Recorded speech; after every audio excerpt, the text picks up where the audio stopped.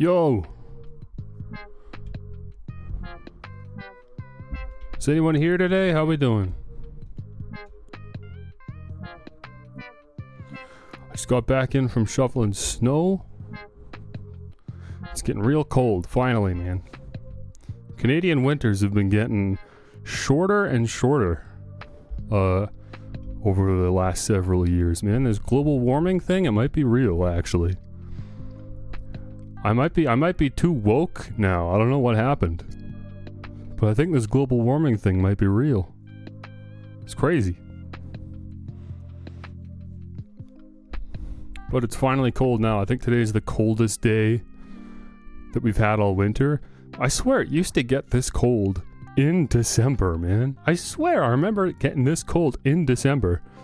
But it is now February 2nd, and it feels like Canadian winter has only just truly started. And it's gonna be over before the end of the month, so that's crazy. Yeah, I don't think winter's delayed here. It's just straight up shorter in general, and then of course the summers have been getting so hot. It's something I've been honestly thinking about and lamenting. Is lamenting the right word? I don't know if lamenting's the right word, but it's something I haven't been looking forward to now. And because I hate it so much, the hot weather, I hate it so much that I'm constantly thinking about it even when I'm not in the hot weather. When the hot weather finally goes away, all I'm thinking about is, oh, I'm so glad it's not so hot anymore. And now that it's cold out, all I can think about is, oh, I hope it stays cold forever. I don't want it to get hot again. It's going to be a terrible summer yet again, and it's going to be worse than it was last year. And last year was already the worst it's ever been. And it's just going to keep getting worse. I don't know what's going on. I just feel like every summer I'm going to be a grumpy old man. It's going to get worse and worse. Imagine how all the grizzlies feel. I don't know how they deal with it. They got too much fur for this. I don't know what those poor things are doing.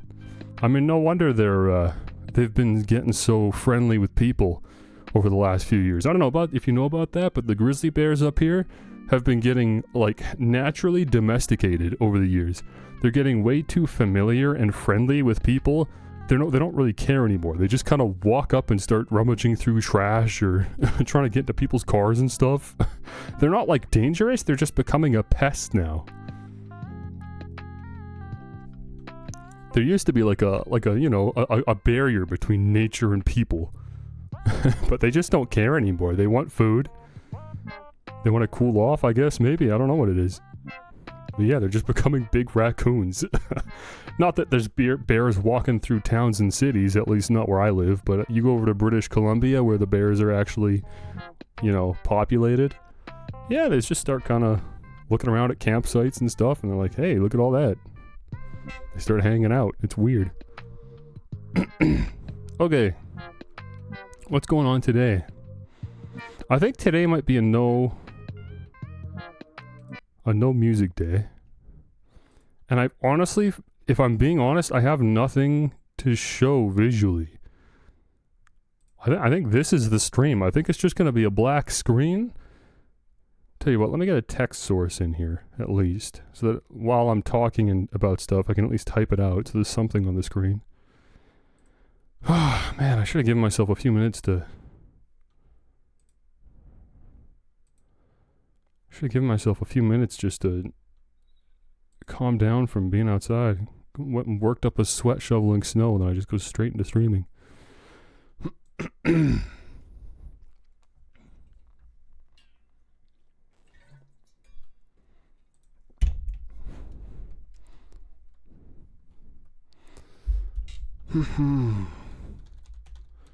Spiky Gaming.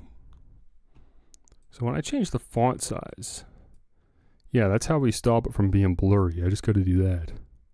A little annoying, but yeah, that works.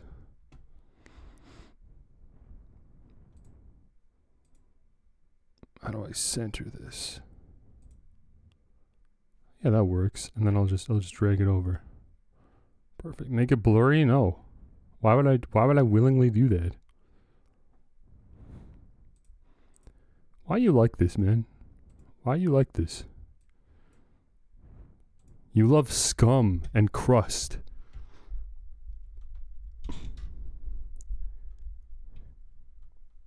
You live in filth and trash.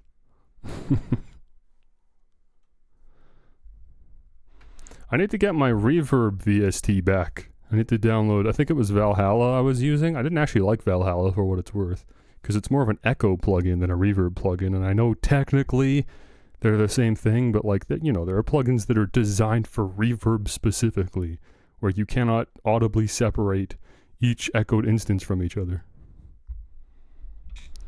Green album that was all over the place last year, Charlie XCX. I've seen the name Charlie XCX. Who is this? I looked them up. I've never seen this person in my life. This woman. Hyperpop? Really? Is hyperpop like mainstream now? Is that just what people are listening to? That's crazy. I can't keep up. TikTok and stuff has like rapidly been changing the music that the youth are listening to. Not like 5 years ago. I swear it was just rap. That was it. And now in the last few years, it's just changed so much.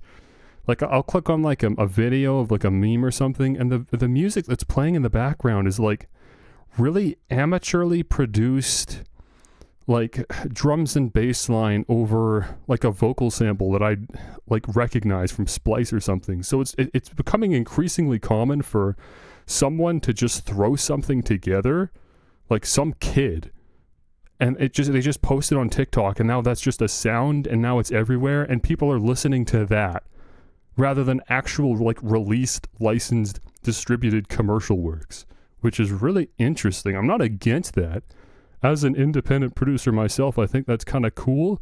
It's just unfortunate that like I don't know where these songs are coming from. I don't recognize anything anymore.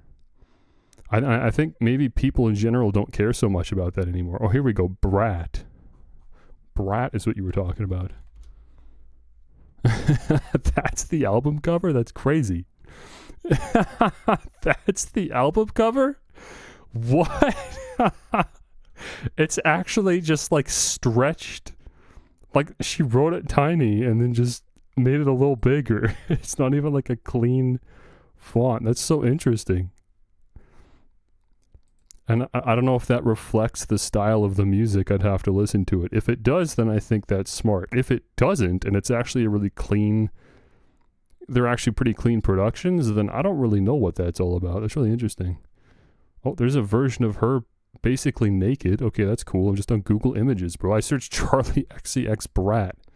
There's a picture of her wearing clothes that are so transparent you can just actually see her breasts. That's cool. Okay. There's another thing I don't get. Fashion. That's sure changing a lot over the years. Okay, what are we talking about? We're not talking about Charlie XCX, if that's even how you pronounce that. Chich. Maybe that's how it's pronounced. Charlie Chich. Was good. Okay, we're talking about me today. We're getting personal. I wanna like talk about stuff. Because my content, like most live streamers or content creators, if something happens to me in my personal life, it is directly reflected in the content, because the content is at the end of the day me. It's just I use different vehicles to send me to you, usually video games in some format or another, but sometimes they're YouTube videos, sometimes they're live streams, sometimes I make music. But whatever the vehicle is, ultimately it is just the content is me just being presented differently. So if something changes in my life, or if I consider changes to my life, then I think it's worth talking about, especially since I have a live stream platform. Okay, here's where I'm at, right? This is a really interesting topic to talk about, because I know this is not a situation that is unique to me, but every person that comes to this point in their life is going to have a different answer. Most people ideally don't come to this point, but I wouldn't be surprised if there's more and more people my age-ish that are coming to a point in their life where they don't actually know what they're going to do. You know, over the years it's been more and more common for graduates to not pursue college or secondary education. There's been a sort of disdain for secondary education growing for years now. I personally did go to get a degree but it was only a year, and it was in music production. So it's not even really real. I didn't even pursue a career properly. It was honestly, for what it's worth, it was actually relatively cheap compared to what most people are spending for colleges, universities, etc. And I only went for a year. And COVID hit while I was there, so I actually got kind of cheated out of my education because we went to online classes, and I got nothing out of the online classes. I'm sure most of my class got nothing out of the online classes based on how many students actually showed up for these things. Everybody was just skipping classes, or they would log into the Zoom call, but they just wouldn't engage at all. It was very obvious that they just logged in on their phone and then just left, and and then they would still be there even after class was ended. They were still there in the Zoom call. Very obviously they weren't there. They would just log in and then they would leave. They would just stay logged in on their phone and then go do something else for hours, maybe go back to bed or something. So that was an absolute failure. But so yeah, as a result, I'm pretty late into my I'm exiting my youth. I don't think I could even call myself young anymore. And I'm still at a point where I don't know what I'm doing, right? I'm 28 years old. Think about that. I'm 28. How? I have gray hairs. I'm not joking. I regularly have silver hairs that I'm plucking out of my head. It's bad. And I, like many autistic people, am not interested in pursuing anything other than video games or whatever my stupid little fascination or niche is online, It's bad. Go with ninja blue hair. I got too much hair to dye. It'd be very expensive. You've seen all my hair. I think I have more hair now than I ever have before. Hundreds of dollars of hair dye. It wouldn't work. At that point, I should probably just get a wig.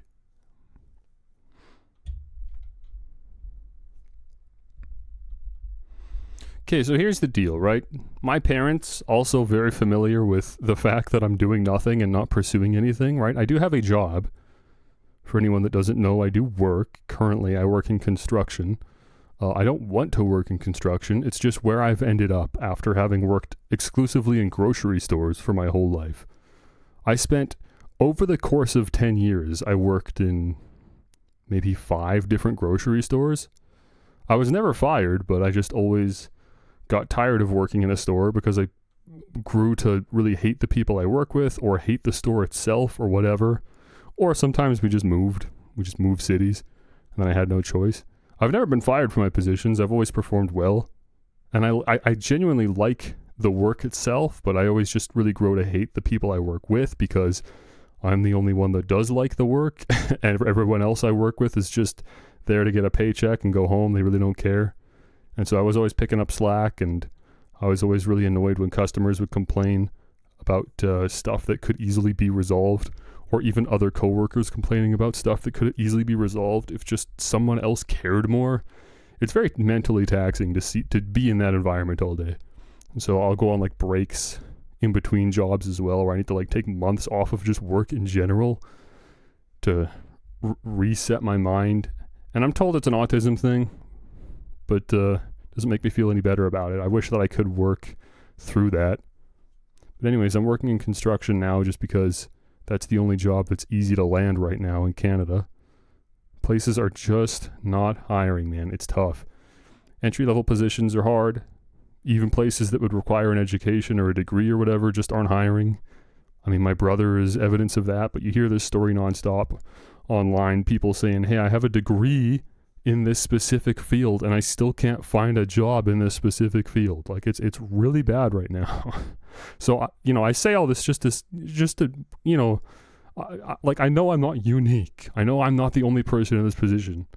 So I'm not sitting here whining oh, woe is me. I'm just taking advantage of the fact that at least I have the opportunity to talk about my life and spitball ideas with, I don't know, can I even say I have a community? Not really. It's really just me and you hanging out, Ribby. But ultimately, that's what I want to talk about today is the fact that, I've got a very small community and I got to change this. Because right now, this is the only thing that I'm really working towards or doing as a means of pursuing something bigger. Me working in construction doesn't go anywhere. I could do that my whole life, I guess, but that's not a goal. there's no growth there. It's not even really a career. And I certainly don't want to be working in construction for even another day if I don't have to. I would like to work towards leaving this job for something else. And yeah, just unfortunately, the only thing I'm interested in pursuing is content creation. And so many people are pursuing content creation now. It's insane. The statistics of Americans, or just even people all over the world at this point, especially kids, and their ideal occupation is just content creator. Everybody wants to, do their own thing within that. Content creator is still a blanket enough career path that it's not like, everyone's trying to do the exact same thing, and it's, absurdly competitive to the point where it's just not reasonable. Like there's still like room for people as more and more people grow up consuming content. There's more and more opportunities to find an audience as well. And of course, content itself changes and morphs over time.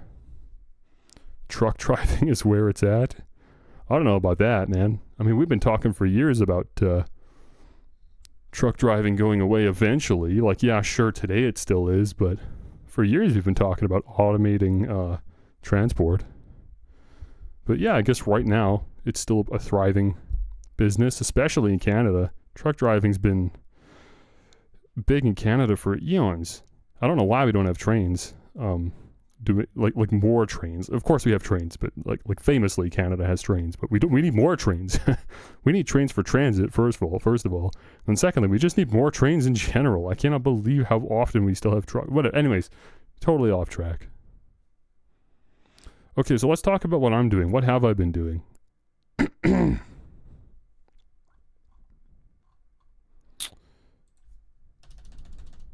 There. Okay, what's going on? Well, I feel like I haven't been think about this. I've been streaming for, I don't know, 6 years? No, that's not long enough. I think technically my first stream was 2016, even. I haven't consistently streamed for longer than, maybe like a year at a time, or if even that. I've taken lots of breaks over the years, but technically I started streaming like 2016. So it's been 8 or 9 years now. And here I am, year 8 or 9. It's just me and Ribby hanging out, that's all. So obviously I haven't been taking this seriously. If I was taking this seriously, it doesn't matter what you do or how bad you are at streaming or how miserable of a person you are or how generic your content is, anyone that's actually been like pursuing actively and taken streaming seriously would have an audience by now. So very obviously the problem is I don't take this seriously. Yeah, honestly, and you're right. If I was serious, I would have Twitter. I would have more presence online. I would have social media. I would engage with other people more. There are steps that I could and should be doing if I wanted to take this seriously. And so now I'm at a point where we need to sort of start considering things like this. Actually, from what I hear, Twitter is sort of in a weird spot now. There's a lot of people that are like, they actually have like a moral issue with Twitter now because, Elon Musk is the one that owns it and people have a moral issue with Elon Musk. I mean, I don't like the guy. I don't think anyone likes Elon Musk aside from the Glazers, but it's becoming like a political thing now. Where, if you're left or right of the political spectrum, you will be on different social media apps. It's starting to become rather segregated. So I don't know if I do want a Twitter, actually. But I need to be on social media in some regard. I don't know, Instagram? What do kids use? TikTok, I guess, still. Maybe. Whatever it is. But yeah, stuff like that. But first and foremost, we got to talk about the content. Like right now on YouTube, I have a thing going on. It's not great. It's not impressive. It's not formulaic. It's not designed to be popular. It's actually very low effort. But at least I have something going on YouTube, which is just me playing recently released indie games that don't have huge followings. Ultimately, the goal with my YouTube channel is to be showing up in search results when people search for games, which has successfully, like even in just the last 3 videos I posted, that already has happened. When you search for The Root Trees Are Dead, my video is one of the results. That's where the views come from, right? So that's what I need. That's kind of what I'm going for right now, is to stay on top of things, stay on top of game releases, make sure I'm picking up cheap games that would pique people's interest, that are starting to get somewhere on Steam and get enough reviews that people would theoretically want to look up gameplay before they purchase to get a feel for the game, or alternatively people that already have played the games and just really enjoyed them and then want to see other people play the games themselves to see if, you know, someone else's experience or whatever.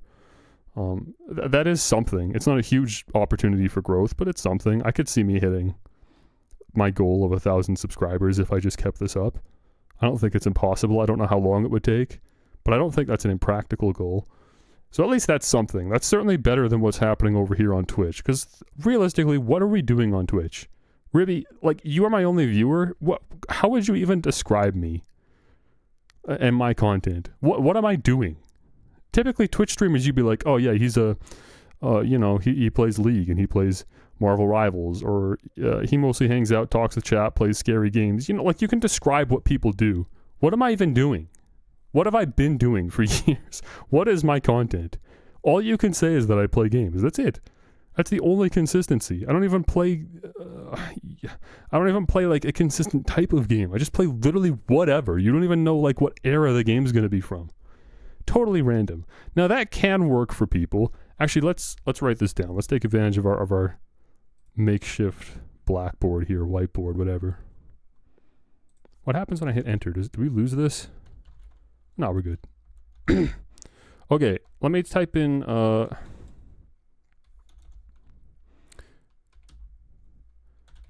two paths to success as a, why is that happening?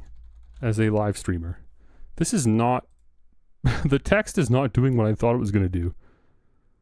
It is centered, but it's like correcting the text position. Why? Why are you doing that? Why would you not like grow from the center and then work out from left and right equally?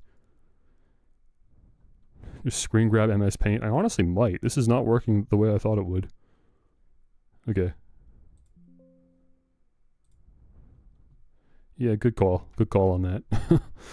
I actually haven't opened MS Paint since installing Windows. I assume it still comes with Windows. There it is. Try Image Creator. Dude, no way they got generative AI in MS Paint. There's no way we've fallen from grace that hard. That's insane. Let me switch. What is this? Image Creator? What are we doing? Paint Image Creator. Preview. Microsoft account is required. Turn your ideas into digital art and quickly with Image Creator in Paint. Sign in with your Microsoft account to use Image Creator. No, absolutely not. Get out of here. It has layers now? Well, that's good. I don't think anyone would complain about that. No, I'm not Pirate Software. Let's keep it white. No, I'm not drawing this. This is stupid. We're using text boxes. What's our font choice today? Mario? I like Mario. He's got a new game coming out this year. Those are the rumors anyways.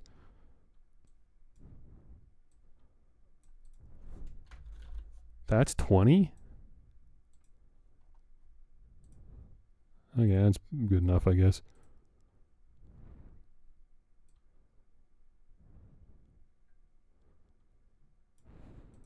They're replacing him?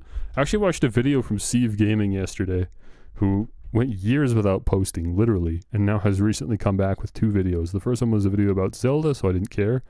And then I think yesterday or the day before, yeah, he posted a video trying to predict what the next Mario game would be. It was very entertaining. I like his content.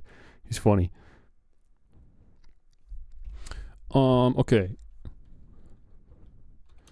2 paths to success as a live streamer. This is facts, okay? This is my conclusion after having, watched streamers over the years and having streamed myself. I've decided that there are 2 paths to success as a streamer. One. How do we phrase this?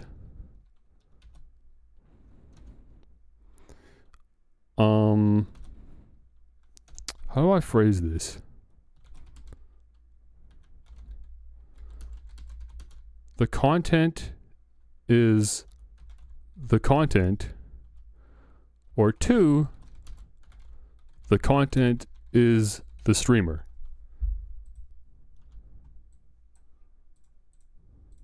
These are the two paths to success. So what does this mean? The content is the content. This means people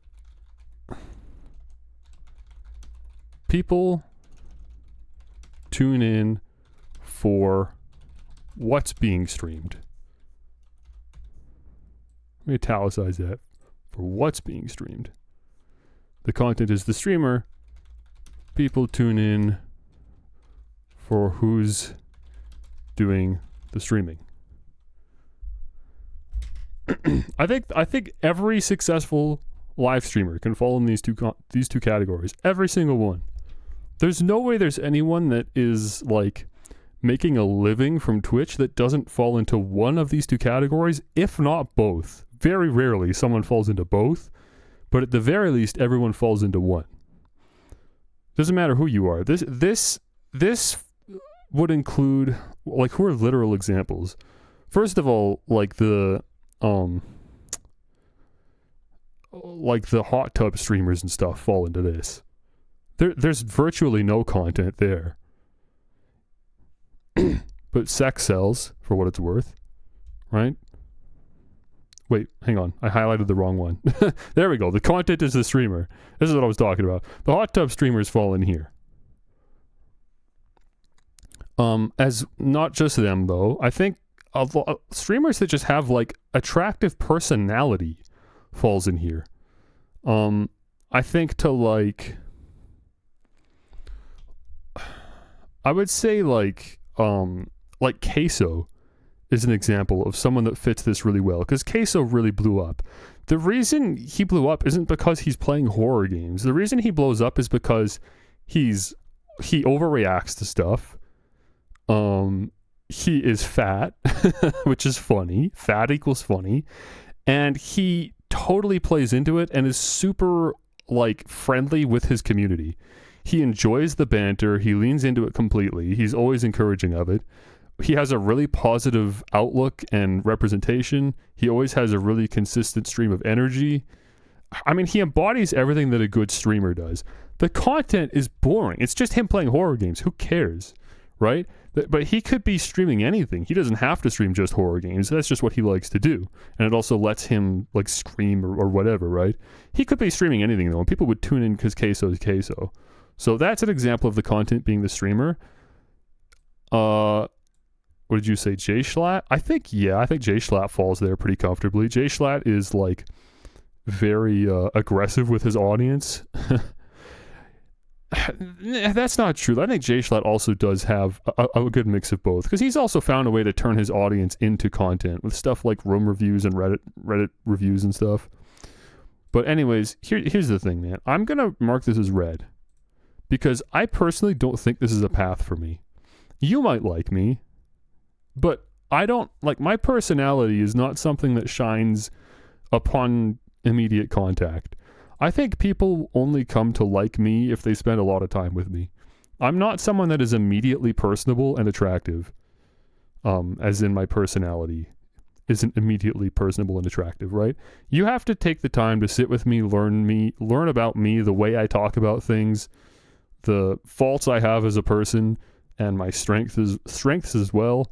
I have to be given the opportunity to talk intelligently about things for people to think that I'm intelligent. If I'm just playing a video game, people probably think I'm an idiot. You know what I mean? Like, it's not immediately obvious that I'm someone that you might want to listen to. And also, I think there are people that just will straight up never like me, and that's fine. Obviously, not everyone is going to be universally loved. I'm sure there's people out there that don't even like Jerma, which is unfathomable to me personally. But even Jerma, the most likable person on this platform, I think there's probably people that hate Jerma. Somewhere, someone out there hates Jerma. So no one's going to appeal to everyone. Those people are mentally ill. Well, we won't talk about those people. We don't know what's wrong with them. But yeah, I'm marking this as red, okay? I think if we're just being real and honest, I will never easily fit this category. Over time, I think it's possible, and I personally believe I am capable of cultivating a community of people that like me for who I am and will tune in no matter what. And I think you, Ribby/Rainy, are proof of that at least some people like me. but it just takes a while to get there. So ultimately what I need to be pursuing is this instead. If I can fulfill path 1, I think there's a future to become profitable on Twitch. Whether I'll ever be able to do this full time is very much questionable. I don't know if it'll ever happen, but at the very least, I should be able to one day hit the goal of becoming Twitch partner or affiliate or whatever it is, so that, you know, we start running ads as much as I hate them and start making a couple bucks on the side, right? Ultimately, the goal for me would be to make, $1,000 a month on Twitch. I'd be pretty happy with that, because then that could pair with my job that I currently have, as well as government funding, and at that point I could actually start building an income rather than just living on, paycheck to paycheck. Man, there's a whole other thing we could talk about, is the tariffs coming in on Tuesday. Who knows what that's going to do? Actually, you know what? I actually totally forgot to talk about that. We do have at least one more thing to talk about. Whoops. Wow, that really did just get rid of the whole thing, huh? They're never going to change that, huh? So can I not just pick up the text I just wrote? I just locked that in just now by clicking out of the text box. I guess I was done anyways, but that's crazy. For how many times, MS Paint has had little incremental updates over the years, you'd think not embedding the text into the layer on immediately would be crazy. Layers?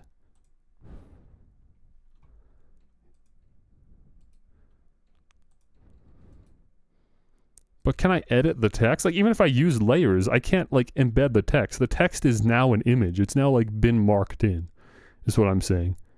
Even if you use layers, that's just it. MS Paint has always been like this. This isn't new. I'm not saying oh no, where's it gone? They've changed something. They've just literally never done anything like that, but that's fine. I'm done anyways.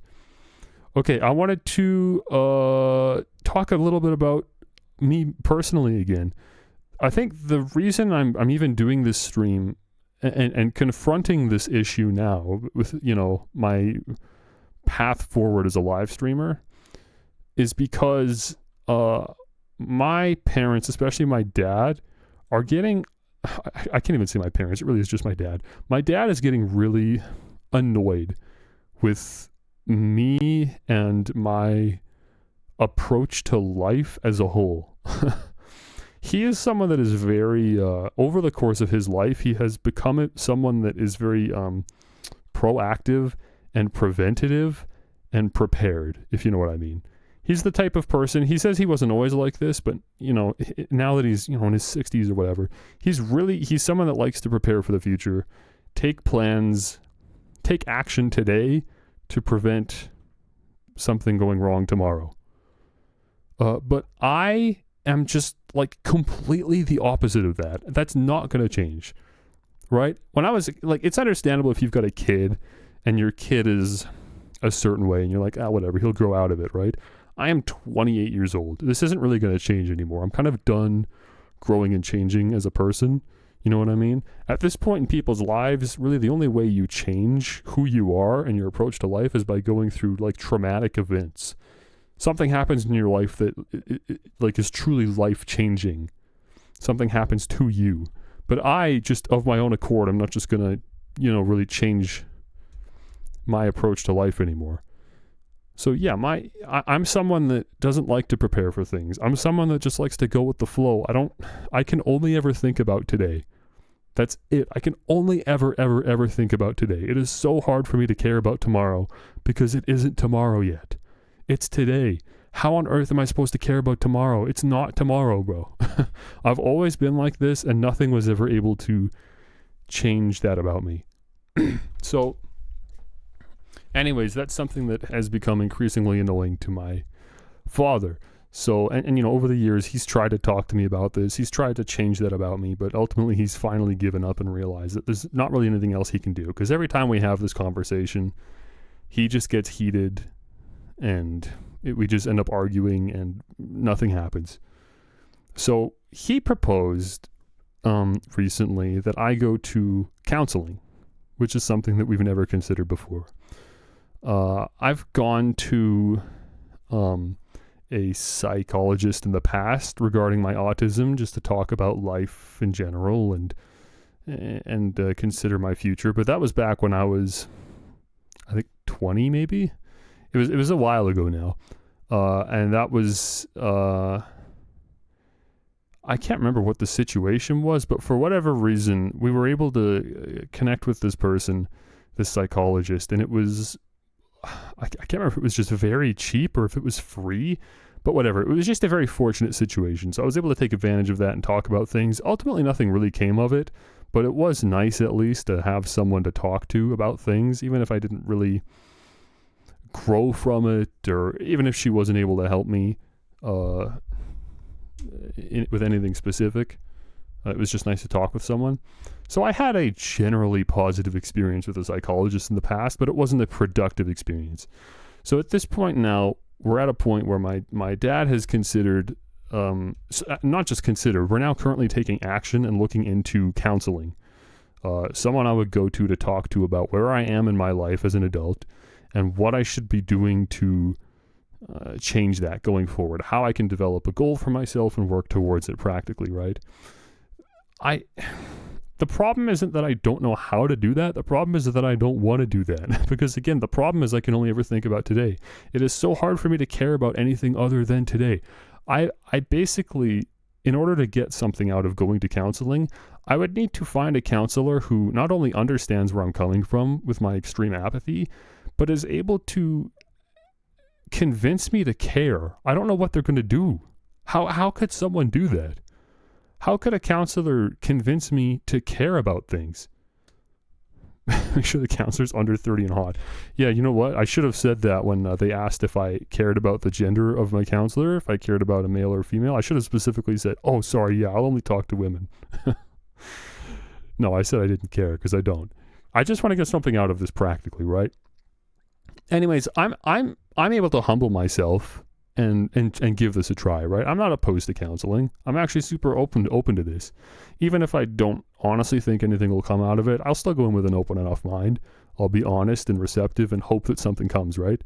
The problem with counseling is that it is so expensive. I had no clue it was going to be this expensive. I thought, okay, whatever, we'll pay for it. I don't know how much it's going to be, but it's probably worth it if we're talking about my life and my future, right? I don't think you understand. This is way beyond what I'm willing to spend personally. Now, I'm currently in talks with my insurance provider. I'm hoping that there's some kind of coverage options here. Or like me, they said they're not open to doing a sliding scale, but surely they must realize I'm not someone that makes a ton of money. And I'm in counseling because of my autism. And my autism also prevents me from even working full time, or it prevents me from earning enough income to reasonably supplement this. It's really awkward and difficult. And it's frustrating because it feels like such a deterrence. Like, who is going to take counseling when it costs this much? But maybe this is just further highlighting how important it is for you to care about your future, for me to be pursuing a career that is more profitable, because it is insanely out of my price range right now. But if this is normal for people are willing to fork this over normally, that it's become a business model and this is actually an expected and understood price for counseling, then obviously that alone highlights, just how far away I am from actually being an adult and functioning independently in society with a reasonable, a reasonable income. It's pretty crazy. But yeah, it's I think it was $130 an hour, Canadian, of course. For the one office, which was just general counseling. And then we found a counselor that specializes in autism, which would be more ideal, but they charge over $300 an hour. I can't fathom how you would spend, it makes me like mad. Like, how am I supposed to, it feels predatory. Is what it feels like. It feels like they're preying on people that are just like truly that desperate for counseling. They've convinced themselves that, this is the only path forward and counseling will change their life. And because it is an investment that will guaranteed change their life, they'll invest in it. But I don't know how you could place that much faith in a counselor. It's per hour, bro. It's going to take an hour just to get to know my counselor and for them to get to know me. It's going to take an hour to do introductions. Never mind however many hours it would take to actually honestly unpack the problems that I'm having and identify like fundamentally what needs to change, and then find an approach that would allow that thing to be changed. I can't see it happening. There's just no way. So I'm now at the point where I'm becoming rather resilient to counseling, and I don't actually want to pursue it anymore. I've reached out to my insurance. I'm still waiting to hear back. It's the weekend, so I'll call them on Monday. We'll see ultimately what comes out of this after I've talked with them. Who knows? Maybe this is fully covered and then this actually wasn't an issue. But if it's not covered, then yeah, I'm not even willing to, man. I might pay for a single session, and that's it. And then I'm just going to speed run it. I might speed run a single hour and then get out of there. But anyways, yeah. So that's really pursued me to want to reconsider my live streaming and what I'm doing here every day. When I click the go live button, I should be thinking more about what is the goal today. When I click go live, what is the goal, and how does it tie together in my pursuit to grow as a live streamer and to get content that is actually that truly matters or is meaningful or it's substantial. I can't just be like, okay, we're gonna play Atlas today, and then I play Atlas for 3 hours, and then okay, well, it was kind of fun anyways, bye. We can't do that anymore. Every stream needs to mean something. So that's what I want to talk about today, as if I haven't been talking already, yapping for this long. We got to talk about, deriving more purpose out of these. And if ultimately I've come up with some plans and they don't work out, then I'm just going to have to call it and just say, listen, I can't be a streamer. I have to redirect my attention to something else, because I need to make sure that if I'm going to be spending this much time doing something, right, streaming for 4, 5, 6 hours, that it is productive and that it is resulting in progress towards the bigger goal, which as streaming, of course, the bigger goal would be to become profitable as a streamer. But ideally, also my live stream should be diced up and edited and uploaded to YouTube so that there's a secondary source of income or a second chance for every stream, rather than just counting on the stream that was live for that finite period of time doing well. There's a second chance at life by immortalizing it on YouTube and expecting a YouTube video to perform well and go out to a different audience entirely that would never have been receptive to tuning in live anyways. Like myself, like I never watch live streams, at least not live. I watch VODs, I watch edited videos of live streams. I never tune in live for a stream. I've watched, I mean, at this point, probably 1,000 hours of Ludwig, if not more. I've never watched a single stream live, ever. I've left maybe 2 YouTube comments ever. You know, I'm just a complete lurker. So it's important that I'm capturing that audience as well. So anyways, that pretty much covers our initial conversation here, talking about where I'm at now and why I think we need to change things up a little bit, shake things up. So now we need to talk about how. So I'm glad that you're here today, Ribby. Honestly, if you weren't here, I think that would just further exacerbate the problem I'm having, which is that I don't have an audience, and that further proves why we need to sit here and talk about things. But fortunately, at least you're here so we could start spitballing a little bit, because I'd like to be able to directly talk with someone here about what I'm thinking of. Okay, so I made a little list on my notepad here. Niches. Twitch niches. Goals that I can pursue, like different, niches. Like, and there's no better word for it than niches, right? There's lots of niches online, and YouTube, on Twitch, whatever. So you need to find a niche, and you need to try to fill a role within that niche. Find an audience that is looking already into some specific thing and is receptive to watching a new content creator that also fills the role of content that they're already consuming. And up to this point, I've just been so vague with it, just like, oh, whatever, I'm just playing video games. But we can't do that anymore. We need to think more intelligently about this. So I don't like being this practical with content creation, because, again, I like just being me when I live stream and just saying, we'll just have fun. And I'm just being myself and being natural. But we have to drop that now. We have to start thinking about how I can, like, actually formulate my content mathematically, rationally and logically formulate a plan and format my content to fit that plan, so it is like specifically designed to capture an audience. in an intelligent and honest way, ideally. I'm not trying to like take advantage of people or not be the person that is me. I don't want to like put on a performance or be someone I'm not. I want to find ways that I can do what I love in a more intelligent way. And just we're just going to have to find a compromise at some point, whether it's me pushing myself to do something longer or differently, or just change the way I normally would do things so that it is more productive. Anyways, let's start talking about specific examples. I was only able to come up with a few, but here are some examples, okay? I'm just going to copy paste what I wrote down. I don't know why I would retype this. Copy, paste, boom. Here's idea one, right? This is an example of something that could be that would tie every live stream together thematically. Streams that could be each made into simple video ideas. So if this is what we're doing going forward, the end goal is no longer really to become a live streamer. The end goal is actually to become a YouTuber, but all of the YouTube videos are just diced up live streams, really. A lot of these stream ideas are what Ludwig does. Again, the live streamer that I personally watch. A lot of people really only watch one or two streamers because live streaming takes up a lot of their life. I used to watch VTubers exclusively. Now I exclusively watch Ludwig, and then I watch diced up videos of other live streamers on YouTube. But so, I played X for the first time. Some big well-known game. I played 20 idle games at the same time is a funny idea I had at some point. I broke this game with mods. Stuff it with mods so you just have a good time. I let my chat control X. I played these 10 weird Steam games. Stuff like that, where every single stream I'm going live and there's some kind of goal that we accomplish over the course of the stream.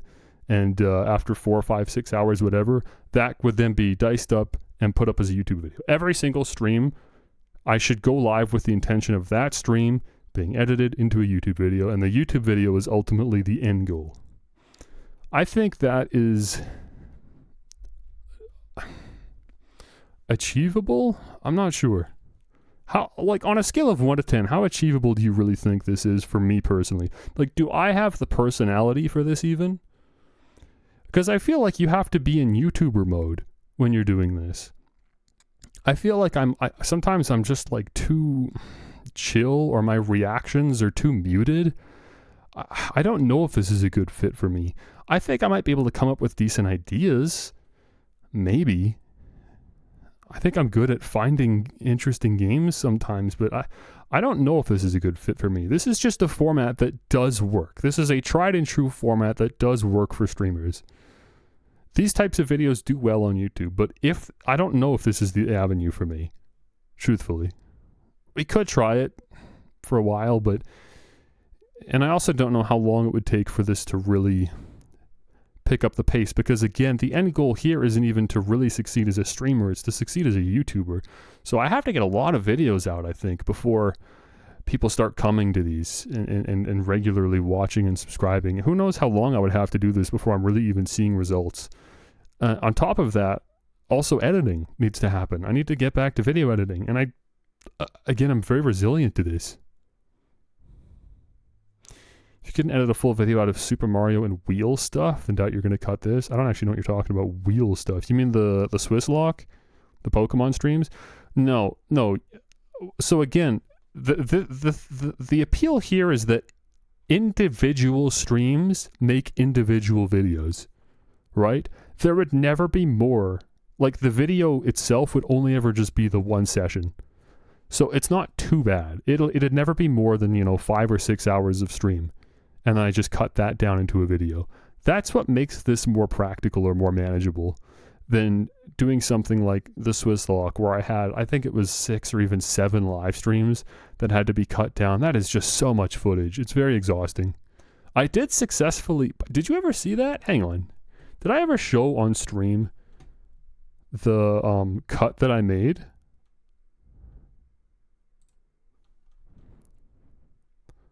I might as well, since we're talking about it, because I don't know when else I would ever do this. Where's my tab? I'll just open a new window. Yeah, one stream would be better. And that also works because all the titles and stuff also lean into that. The implication is this live stream is, look at the crazy thing we did on stream, and it's just this one stream. Okay, let me switch to Spiky Gaming. 20 games in 6 hours would be GURPS. No, it's like 20 idle games, right? They're games that like you open and you don't do anything. You just sit there, right? You wait until passively you've generated enough income or whatever for the thing to happen. Maybe 20 is still too high. And like desktop pets and stuff, right? Just stuff that you leave sitting there. The idea was just to like run enough of them that there's never actually any waiting. You're effectively eliminating the wait out of an idle game because there are so many running. That was the idea there. Yeah, that Hatsune Miku game. Okay, well maybe not that one because that's like $30. It's very expensive. Dude, where's the video? Was it not on this channel? Where did I upload it? I can see unlisted videos, can't I? Oh, there it is. Found it. This is 7 minutes? Oh, this is way longer than I thought it was. I can't believe I even managed to edit seven minutes out of this. Okay, here. This is... we're taking a little detour here, but hey, I like talking with you guys. I like taking detours sometimes. Here, this is... I edited this... Geez, 10 months ago? That's crazy. Last March I put this together. But I used to stream on YouTube. And this is me attempting to edit down one of my YouTube streams, or series of YouTube streams, into a singular video. Apparently I got 7 minutes in before I didn't want to keep working on it anymore. And at this point I was actually working with an editor to see if they were willing to help me out and get this out. But unfortunately they certainly had things going on in their personal life. So they weren't actually able to help me out, unfortunately. And I was never able to find an editor that was able to do what I was asking them to do, which was, again, taking 30, 40 hours of stream content. I can't remember how long the Swiss lock really ran for, but anyways, here's what I got out of it. Okay, first things first, top and options. Battle style needs to be on... I forgot this is back when I had a little PNG in the bottom right corner. We don't have that anymore, for better or for worse. Set. Now, I never do this. I always do switch. I like knowing what Pokemon's coming up, but it is fairer to play on set mode, I will admit. Get the Donkey Kong? I'm tempted. Let's just Grookey.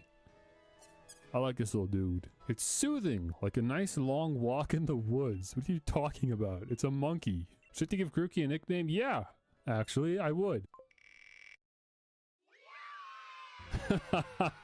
Dude, I didn't even think about what it means to call a Pokemon Danganronpa. Danganronpa has been added to your party. Great. Little Danganronpa. We love him. Okay, let's go talk to Mom before we leave. Well now, isn't Grookey just a sweetheart? Yes, I heard the news from young Leon. I'm glad someone bothered to tell me.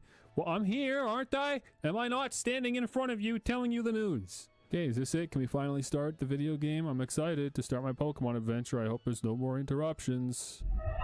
What I'm going to do is run around in the grass and there'll be an exclamation mark that pops up. And when it does, I run over to the exclamation mark. We get a random encounter.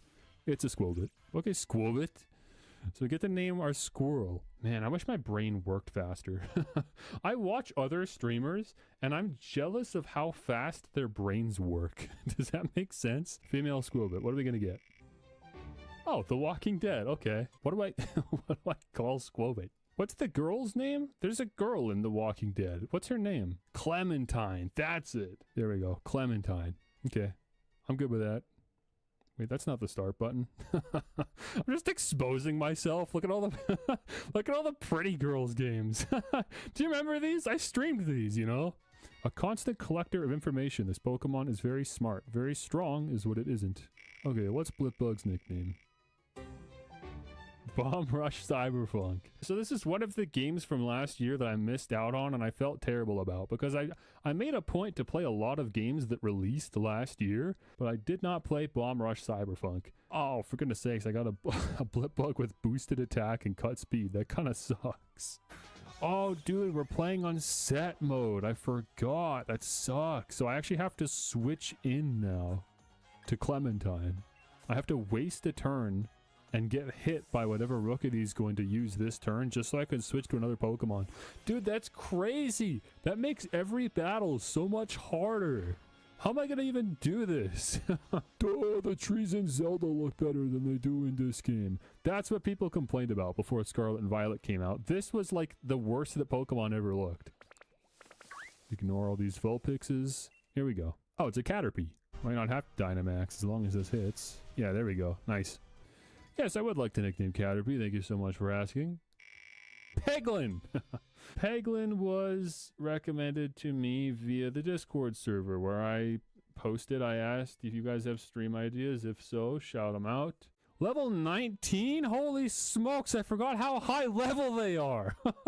I forgot how high level the Raid Den Pokemon are. Well, we'll save Peglin for later, I guess. I'm just going to grab this guy. He was the first one I saw. That's how I'm going to do it. He was the closest one to me. It's a Delibird.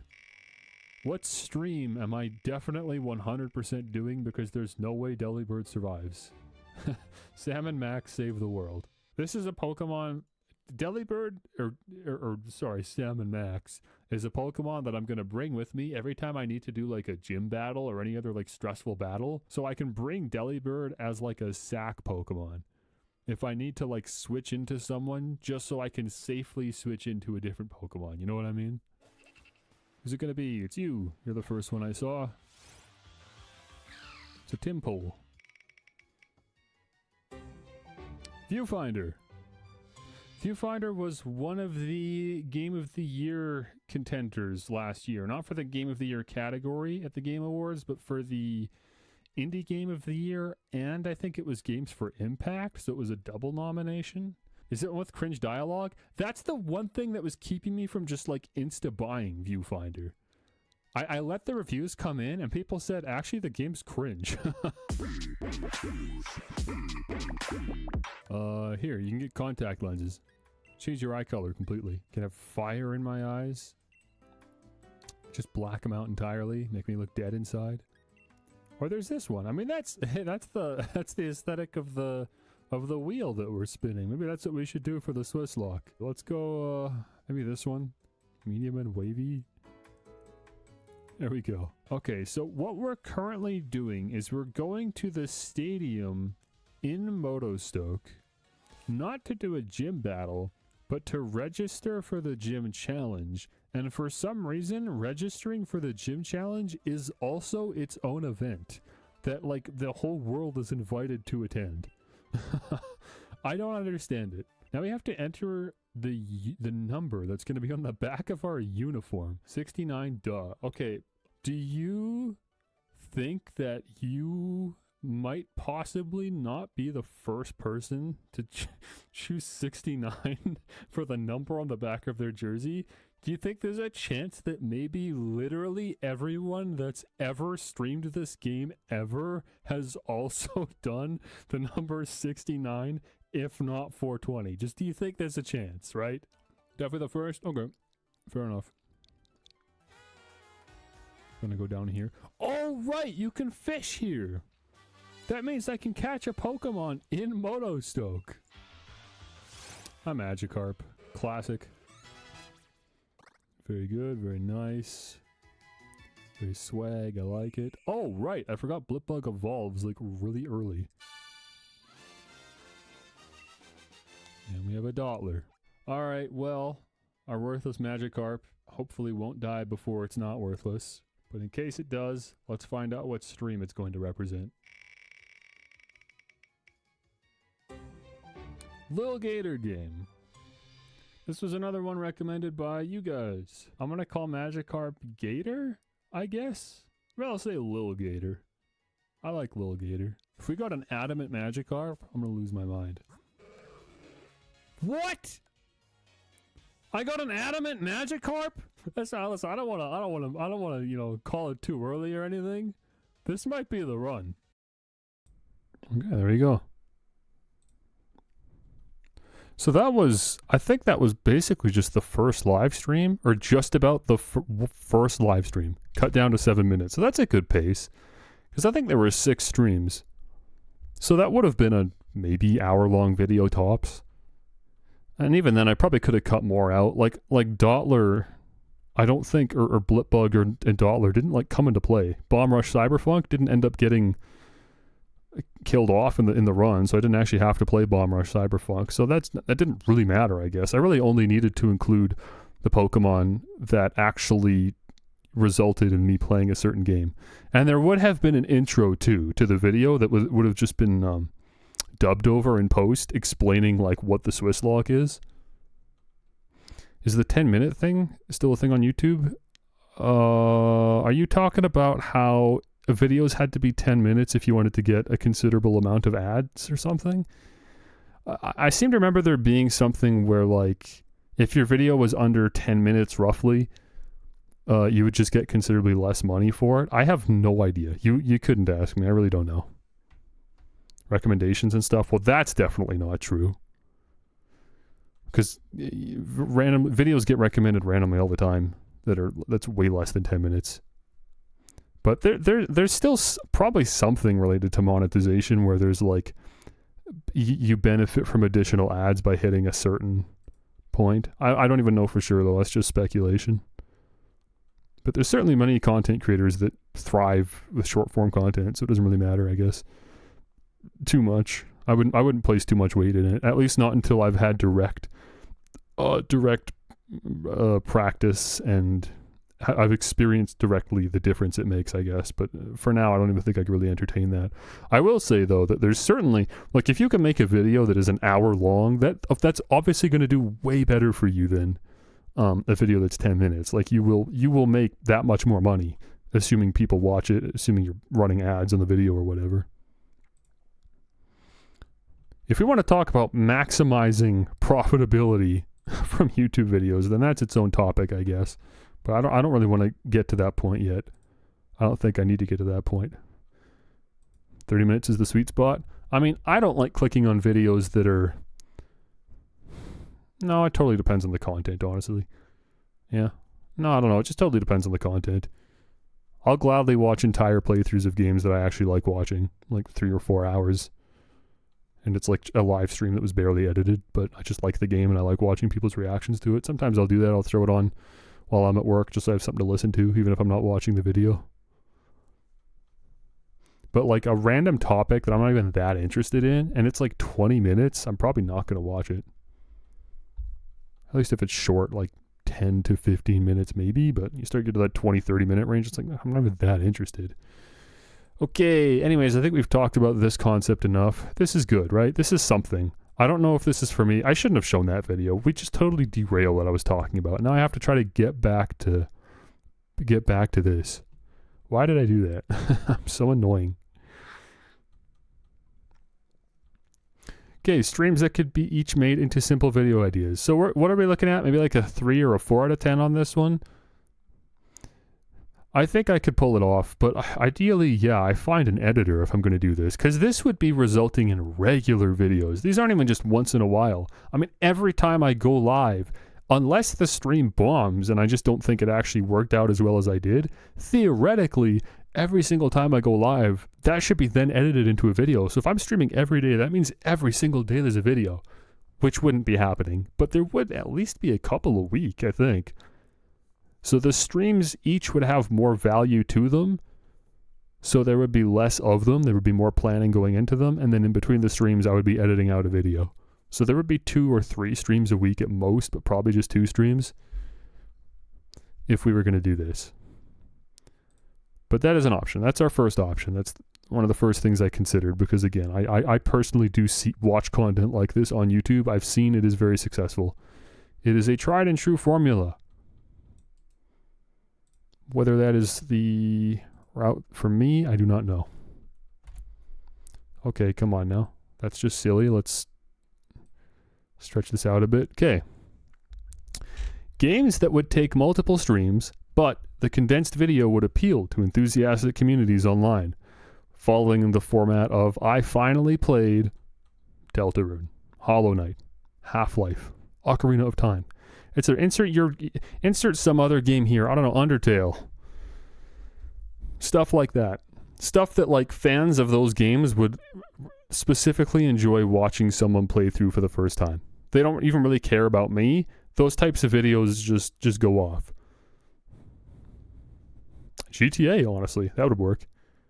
And Kiara played GTA 4. Yeah, I mean that's definitely appealing, man. I mean, I've been liking watching people play my side for the first time. There's sometimes just a game just hits. So specifically, at this point, I would only be streaming like content creator games that are circulating right now. Like right now, today, if I could choose a game to play that fits this category, it would be difficult because it's January. So this would be a good opportunity to dig into the archives and play something like Hollow Knight. But like January, I don't know, 4th or whatever, if it was January 4th, I would have been playing Schoolboy Runaway. I would have been grinding that out. So that's it. Just this is kind of boring, I'll be honest, but it works for what it's worth. And it's a good way to start building an audience of people that will like you for who you are. Because let's say a Hollow Knight fan clicks on the YouTube video that is 2 hours long called I Finally Played Hollow Knight. They love Hollow Knight. They sat through the whole darn thing. By the end of it, they realized, actually, I liked that guy. He was kind of chill. And so they look around and see if I've played any other games they like. And, oh, hey, check it out. I finally played Plants vs. Zombies, another game I really like. So they watch that. At that point now, they're subscribed. And they're hoping maybe I'll play more games they like, but they're even open to watching me play games that they haven't even played themselves. That they've also been wondering about, you know? Good idea, but if you start tweaking from gameplay, it's not going to work. Tweaking? I think I know what you mean. Like if I play a game and I realize mid-game, like, you know what, I don't think this game's for me. Like I'm not really getting out of it what I should be. Undertale would be a perfect example. Let's say I had never played Undertale, right? And I played Undertale for the first time. Honestly, I would just cut it. I would say, you know what, this isn't going to work. This one was a wash. We're not getting a video out of this. I might push through it anyways just for the sake of the stream, but internally I would be like, okay, this isn't going to be a video. Because I don't even feel like finishing this game. I'm just not getting anything out of it. That's going to happen sometimes. I can't enjoy every game ever. That's fine. I can expect when something like that happens. Or even like Atlas yesterday, right? Like imagine if Atlas...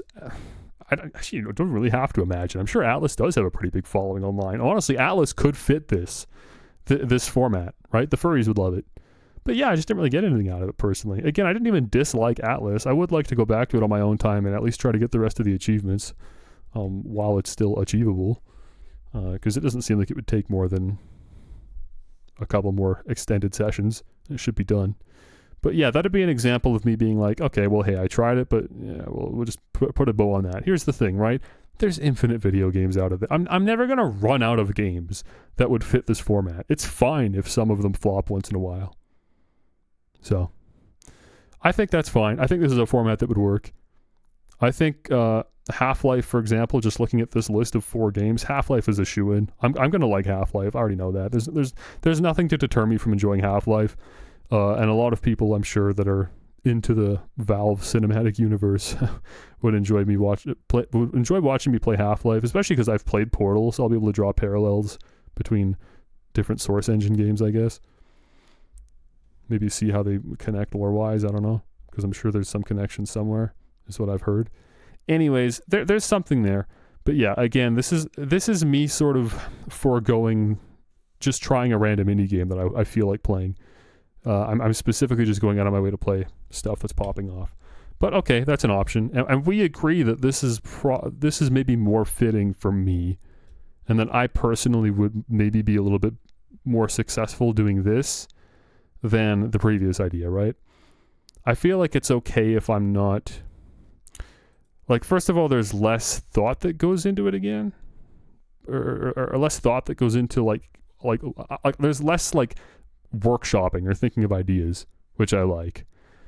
Again, editing, I mean, that's going to happen every time. That's inevitable. If I want the live stream content to be successful on 2 platforms, that's going to happen every time. So it just comes down to finding the format that is at least reasonable, like that doesn't require ADHD editing, where I'm like going out of my way to do like extensive edits to keep people's attention, zoom in, zoom out, sound effects, text on screen, etc. As long as I can get away with long form content that's mostly just focused on splicing, cutting out the dead space and skipping around to just important moments and funny parts, I think that's perfectly fine for this, and especially because I finally played. I mean, think about like no one would expect a video of if there was a video called "I finally played Hollow Knight," no one would expect it to be 20 minutes of like a hypercut. It should be several hours long.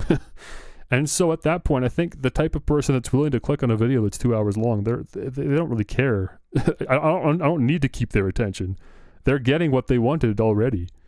So that is less stress, I guess, on the editing process. As long as you can just condense several streams into one video, cut out the fat, I think that's doable. I don't want to do it, but there's, no matter what, like I said, there's sacrifices that are going to be made here. If I want to start being serious about this, I need to realize that, hey, I don't get to live in a perfect world where I love my job and every aspect about it. There's going to be parts of my job I don't like that much. It's fine. It happens. No one loves their job 100%, right? Everyone's got to do something they don't like at least a little bit. It's hard to find the perfect job. Okay, we're kind of circling back here because we already talked about the Swiss lock, but this was also something I talked about. Format 3. Extended stream journeys. I checked. Apparently this is actually how you write journeys in plural format. That's interesting. I would have thought it was IES, but apparently it is EYS. Extended stream journeys that make banger videos once in a while and would encourage YouTube viewers to join the stream either to experience hype moments or to contribute directly. The two examples I had were Astrobot. Astrobot is an extended stream journey, right? And so is the Swiss lock. We're talking about like, this is a year's worth of streaming that gets condensed into like one genuinely unique, epic video. This is a video that no one else has seen. And so that is what justifies the long time in between uploads. This would be like genuinely there was maybe 2 YouTube videos a year. And yes, you hit on a point that I wanted to talk about as well. I don't know why I don't have chat open for this stream. What am I doing? Come here. You hit on a point that I forgot to write down, and that is supplementing that with like YouTube shorts that are just cutting out random stream moments, just funny moments, and uploading them regularly in between would probably be the way to do this. But yeah, the end goal would be to just have a fire YouTube video. This I think is the biggest risk, maybe is the word to use, but it's ideally the payoff makes it worth it. But if the payoff, like imagine if I spend a year, theming the entire year, all of my live streams around this one pursuit. I spend weeks editing it down into a video. I upload it. It's like 3 hours long of this epic journey that documents kind of what I did over the course of the year. And it's genuinely cool and creative and funny and everything. And it gets like 800 views. And that's it. See you again next year. That's not practical. This can only work if you already have some audience. I don't think so, because how would I get the audience in the first place? It would be from making this, because otherwise we're proposing me going from one type of content into this. I would be segueing content by building an audience with one thing and then moving into this. Maybe Hollowbase, I guess. I could upload something like that to Hollowbase. I guess then it would hit. But that's probably not the content they would expect, but I guess maybe. But yeah, this is a tough one to justify. I like the idea of this, and again, using the examples I've put here, Astrobot and Swisslock, it's obvious that I am open to doing something like this because I've done this many times before. I mean, think about when I was trying to play all those NES games. That was also in this sort of idea. I think this is personally the type of content that I would be proudest of, and that's why I've personally already tried to do this on several occasions. But if we take a step back and really think about what this means, the implications of dedicating live stream after live stream after live stream, week after week after week, month after month, in pursuit of one goal just so I can get one video, it's unique. I think there are a lot of people that would be impressed and appreciate that if they found it, if the algorithm actually served the content to them. But those are some big ifs, man. Very likely people wouldn't actually find this content. There would have to be a lot of very heavy and aggressive marketing to get this into people's hands. by, again, over the course of the year, constantly uploading YouTube shorts that are specifically designed to fit into people's algorithms, going on Reddit. I don't know, whatever I got to do. And I don't know if this is for me. But I feel like I have the ideas for stuff like this because I love the idea of the Swiss log. I still want to finish the last one and then do another one. I think that's sick. It's a great idea.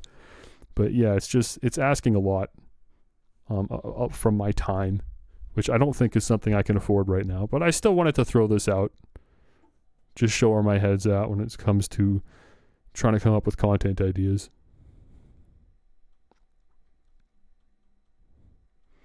The dude who took a hard photo every day for a year did shorts in parallel and then made a cool video. I actually don't know what you're talking about, but I mean, you're on the right page. Someone doing something over the course of a year just so they can make one piece of content out of it.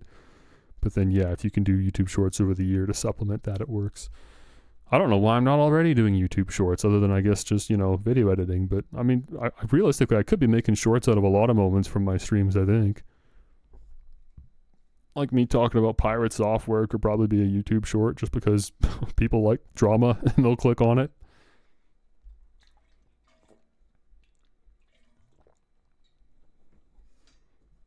My thoughts on this, my thoughts on that. This gamer rages after playing Ratchet and Clank. You'll never believe this gamer's reaction. I don't watch YouTube shorts, so I don't actually know how to format them. I don't know what pops off on YouTube shorts because I'm not watching them.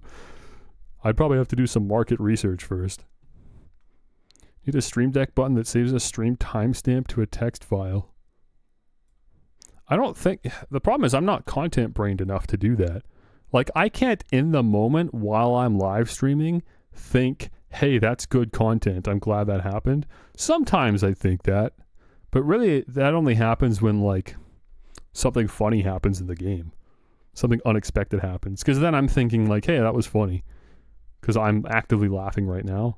But, like, in retrospect, I think there's a lot of stuff that, like, could make good short-form content that I'm not thinking of at all while I'm playing. Usually Twitch streamers don't even have to think about that because they've got people clipping their streams. That's what clips are for. If something funny happens on the stream, people are clipping it. And then all you got to do is go to the clips page on your channel and see what people were clipping. That's how you know what the funny parts were. Your viewers do the hard work for you.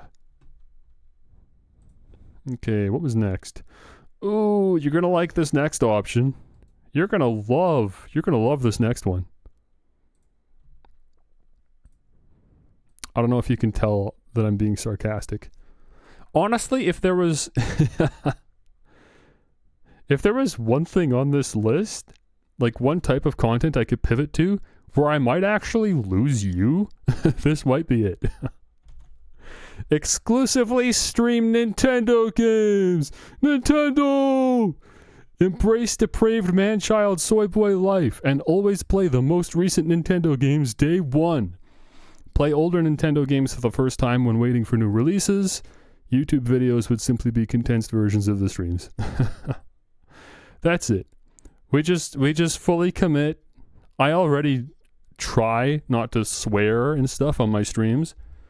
I don't think would have a hard time fitting a family-friendly and easily monetizable format for my videos. So just only play E for Everyone baby games and just soy out, play Nintendo. There are many Nintendo YouTubers that are very successful. And all they do is just play Nintendo. They haven't done anything but made Nintendo Switch content for the last 7 years. The Nintendo Switch has bankrolled their channel for the last 7 years. There are people that were doing this with the Wii U and the 3DS. There are people that have been doing this with the Wii, even if you really go far back. There's always room for more. I don't know how, but it's an infinite pool. I personally don't watch any Nintendo gameplay YouTubers like this, but will you have a drawn persona of yourself that doesn't actually look like you? Yeah, I guess I'd probably have to commission that too.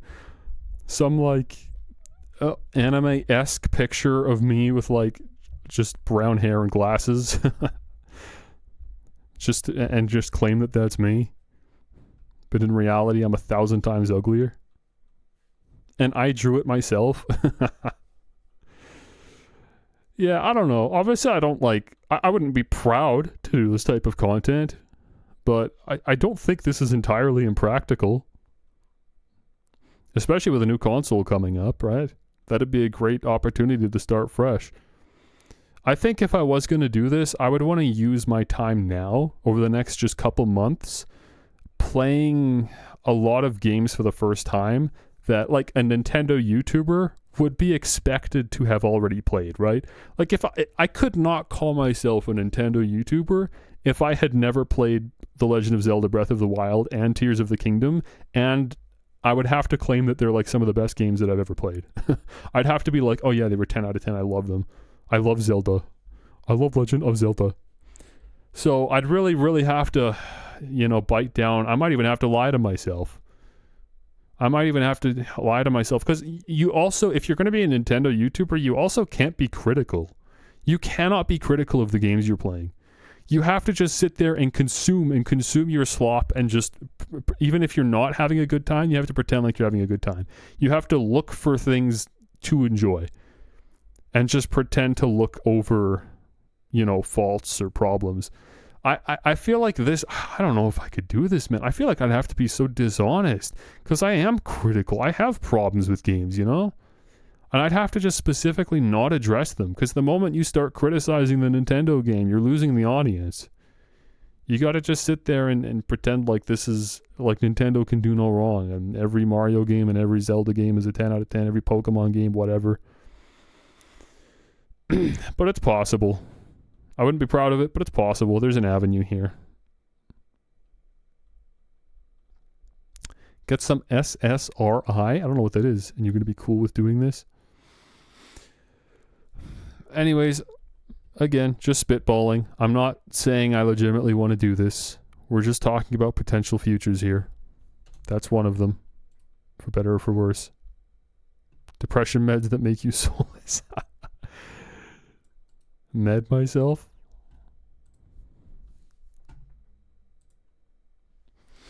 Also, my autism could be a personality trait at that point. Hey guys, welcome. I'm the autistic Nintendo gamer. Today we're playing Luigi Brothership. Pokemon exclusively. You already mentioned this. This is different, okay? Nintendo YouTuber, I think I just explained pretty well. Pokemon exclusively is different. We're talking about Nuzlocke, fan games, etc. There really is that much Pokemon content out there. You can do this. There is a career to be made out of exclusively playing Pokemon. The main content is actually the YouTube video that comes from the stream in an attempt to become an actual PokeTuber.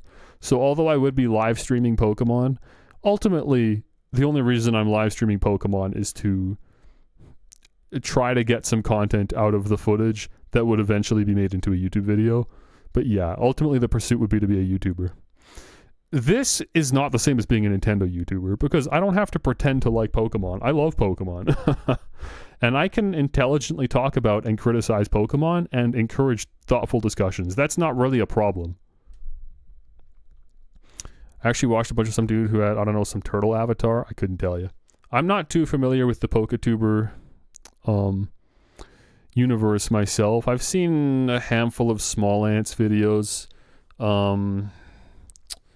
I'm familiar with M&J TV. He's pretty big. I like that he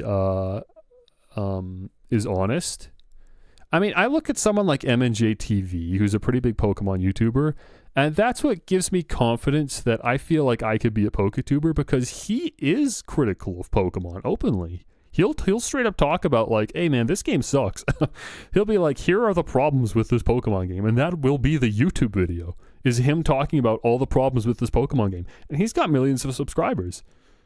Sometimes he records himself or streams himself playing Pokemon. Sometimes it's just him talking about, what if this Pokemon was actually a grass-type Pokemon? That's all the content is, and he bankrolls off of that. Sometimes it's him like looking at Pokemon memes or something. But like, there's so much Pokemon. It's just like an infinite cycle, because people keep making Pokemon content, and that in turn provides content for other people to make content. It is just such a large and passionate community, and I already, like Pokemon a lot. This would not even be difficult for me to like want to find the motivation to pursue. And not only that, I do feel like I could find my place in this. I think me being more like analytical and thoughtful already lends itself to the content being more thoughtful and analytical. I like team building in Pokemon, which is something that not a lot of people that I've seen place focus on. A lot of people that make Pokemon content are making content like, I randomized my Pokemon encounters. This was what I got. Like they kind of just like go with the flow, which is also fun. But I almost feel like team building is its own niche that could be fun to fill. Also, I mean, yeah, Nuzlocke are just infinitely enjoyable. People will watch Nuzlocke constantly. Shiny hunting is huge. I would never do it personally, but that is just another. It leads more credence to my point that I mean, it doesn't really matter. As long as it's Pokemon, people will click on it. It is an infinite money glitch.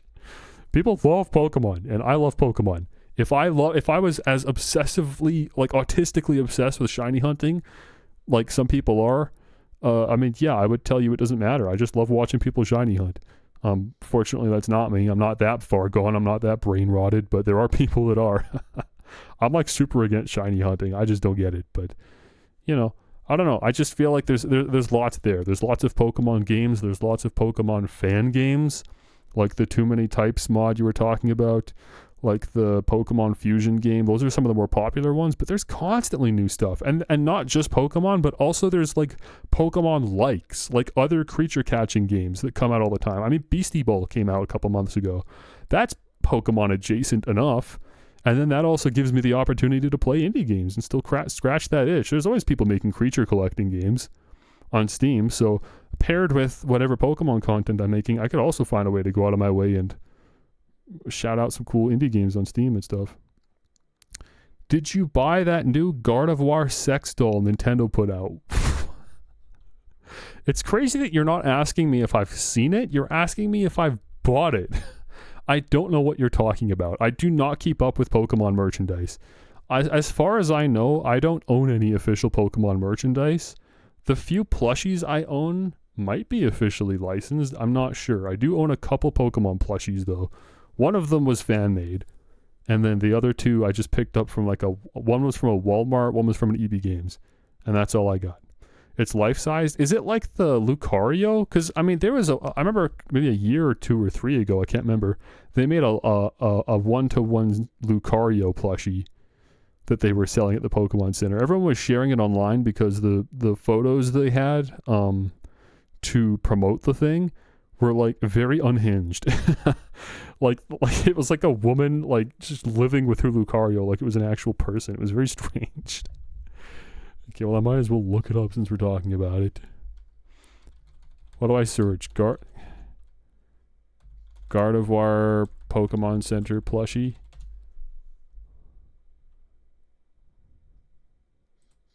Plush. Oh, Nintendo Life has an article. Here we go. Oh no, you can buy a life-sized Gardevoir plush from Pokemon. It is exactly like the Lucario plush. Okay, yeah, they know what they're doing. I mean, what they're doing is there are human-like Pokemon, and they're like, okay, well then let's also just make one so you can pretend it's really there. I guess.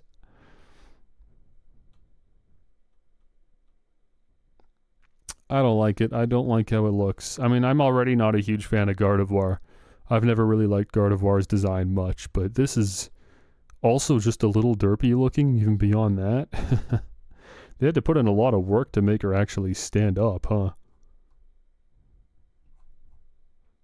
She's like constantly sagging into herself. Yeah, I'm good on that. I'm good on that. How much does it cost, I wonder? How much do you have to spend for this? This isn't it, is it? 17 inches? How big is 17 inches? That's not it.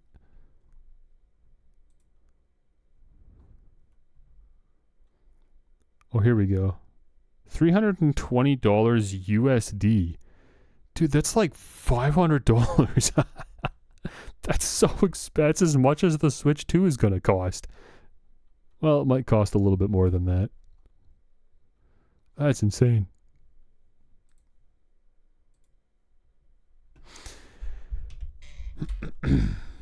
Actually, you know what? Years ago, speaking of Pokemon content and speaking of Gardevoir, I remember I had a great idea for a YouTube video.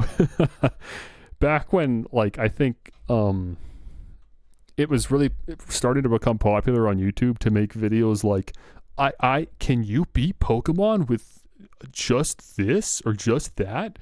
You know, like there was like a video of someone who beat Pokemon with just a Magikarp, stuff like that. I had the idea I just loved the video title itself so much. It was, can you beat Pokemon with the most beat off to Pokemon?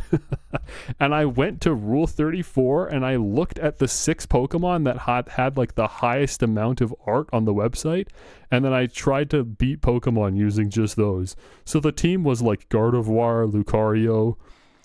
What else was it? Charizard, Pikachu, weirdly enough. This was before the Vaporeon meme, so Vaporeon wasn't there. That's how long ago this was. This was before the Vaporeon meme. I can't remember what the other ones were. Oh, Lopunny. I can't remember who the 6th one was. And yeah, it was too easy. You're right. It wasn't difficult. It was just for a video title. I just thought it was a really funny idea. It would have been like a parody video if I actually followed through it. Like I would put on like a YouTuber voice and pretend to take it really seriously, but realistically, yeah, it's not a challenge. It's just funny to have a video that's that's called "Can you beat Pokemon with the most beat off 2 Pokemon?" I just loved that title so much. Okay, enough of that. I definitely would not, by the way, make that video if I did start making Pokemon content.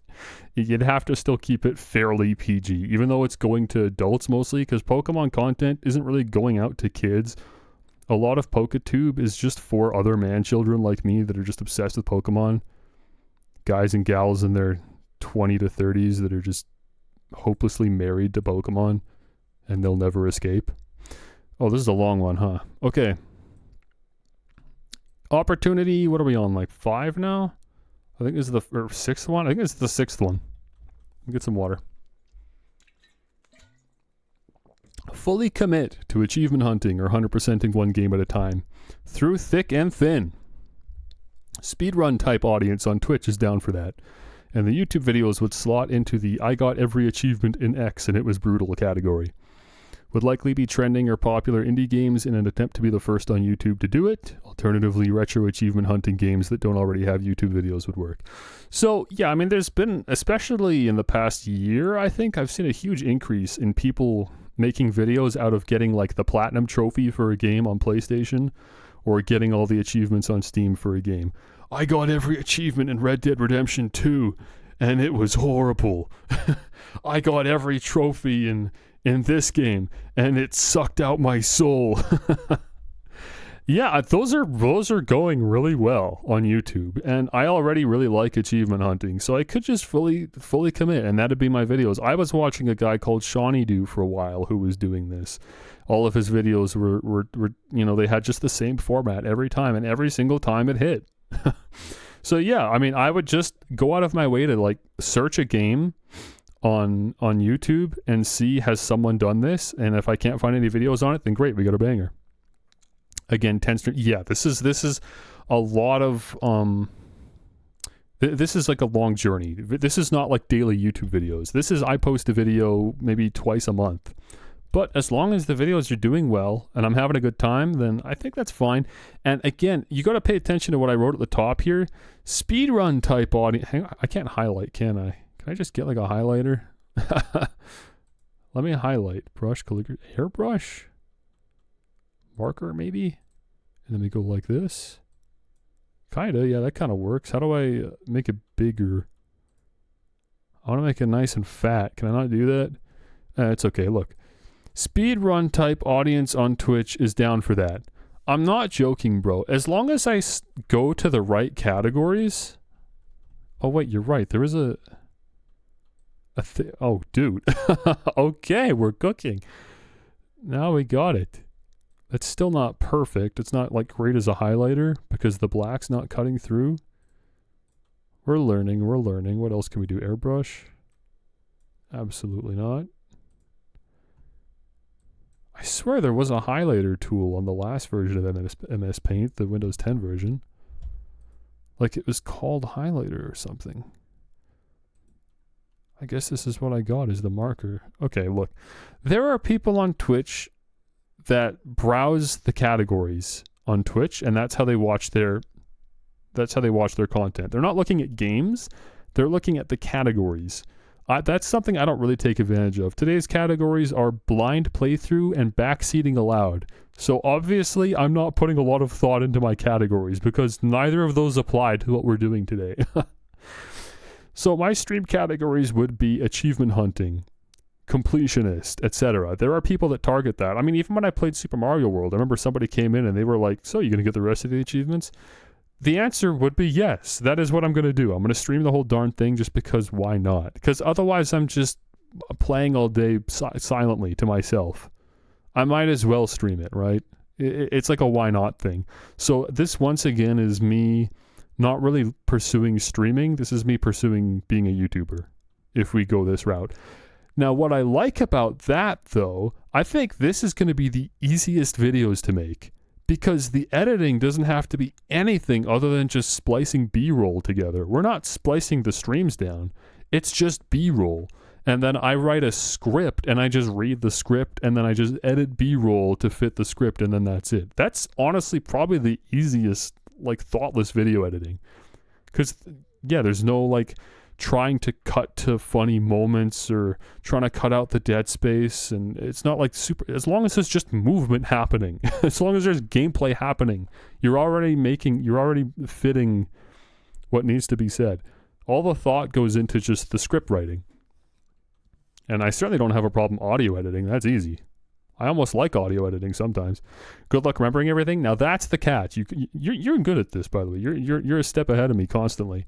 That's the catch. So for me personally, because I have a poor memory, while I'm streaming, I have to be making notes. I don't know if I would have just a notepad open on one of my screen or if I would just like physically write stuff down, but I have to be making notes about like my thoughts while I'm pursuing these achievements.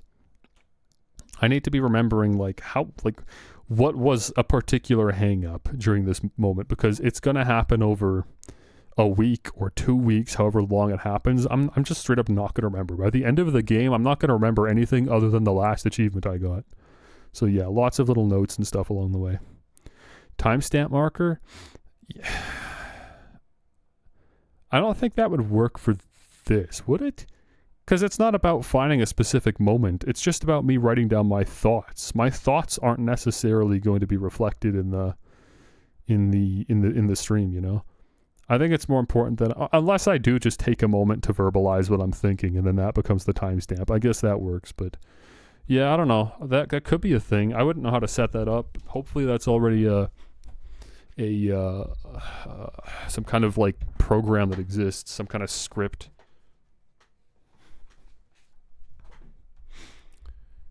Dude, what word did you just write? Philosophical. You just didn't. You wrote a Y instead of an I. At the end of every stream, do a philosophical write sesh.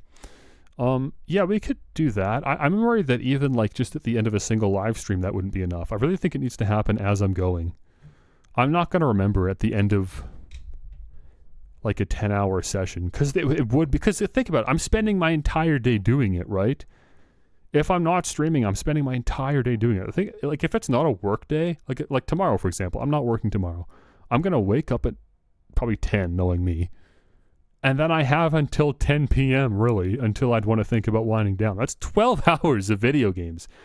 If I was doing this content, these would be like 12-hour streams. I'm not joking. There'd probably be minimal talking because I would just burn myself out if I was narrating the whole time. I really would just be one of those guys that sits in the corner, like their cam is in the bottom left corner, they're slouched in their chair, bad mic quality, and they just barely say anything, and they just look over at chat every once in a while, and they go back to what they're doing. I would become one of those streamers, but again, that's fine, because that's what all speedrunners are. All speedrunners on Twitch are like that. They're just shoved in the corner, they don't even care about streaming quality. Remember the graph at the beginning where I said that every content creator fits in one of two groups? Those are the guys that fit into the content category, not the streamer category. Nobody's tuning in because they care about you and your radiant personality at that point. All they want is to just tune in and be there when you finally get the run. That's all that matters. Everybody just wants to be there when the moment happens so that they can write, I was here in chat. That's all that matters. So that's all the streams would be. And then, yeah, the videos would just be B-roll and me narrating and commenting on the experience and probably exaggerating a lot and making funny jokes. That's all that Shawnee Dude did. It worked for him. Okay. Well, I think I made my point here. Oh, and then, yeah, you can see I wrote alternatively retro achievement hunting games that don't already have YouTube videos would work. Maybe it'd be both, because, yeah, like, I wouldn't, if I was doing this, I would not be playing big AAA games. I would specifically want to, like, get all the achievements in, oh, what's an example of a game that came out even recently? You don't know if people care about retro achievements? You're very wrong, because I specifically looked it up. There are YouTubers currently that are doing this right now. I got every achievement in Sonic the Hedgehog, and it was awesome. I got every achievement in Kirby's Forgotten Land, and it was nostalgic. That is currently happening on YouTube right now. People are doing this with Pokemon games. I got all the achievements in Pokemon Yellow with retro achievements. It was awesome. That's like the format for the video titles. I've seen it, bro. Because I did my research, I looked into it to see if people are doing it, and you better believe it's happening. But fortunately, there are so many games on retro achievements. 100,000 views. I know. It's happening, bro. It's starting to happen. I think, honestly, the achievement integration with Dolphin was a huge shot in the arm for retro achievements. I swear, like, this type of content was not really happening, and then retro achievements got that Dolphin integration to get GameCube achievements, and suddenly everyone was talking about it because a lot of people use Dolphin. And suddenly you log into Dolphin and they're asking you to sign in with your retro achievements account, and everybody wants to know what's going on. Okay, so we agree that this is a pretty reasonable avenue, right? I like this idea. But once again, this is me sort of foregoing a lot of what I like about live streaming, I think, which is me engaging with chat. And, yeah, there's something there, though. And I really would have to commit, man.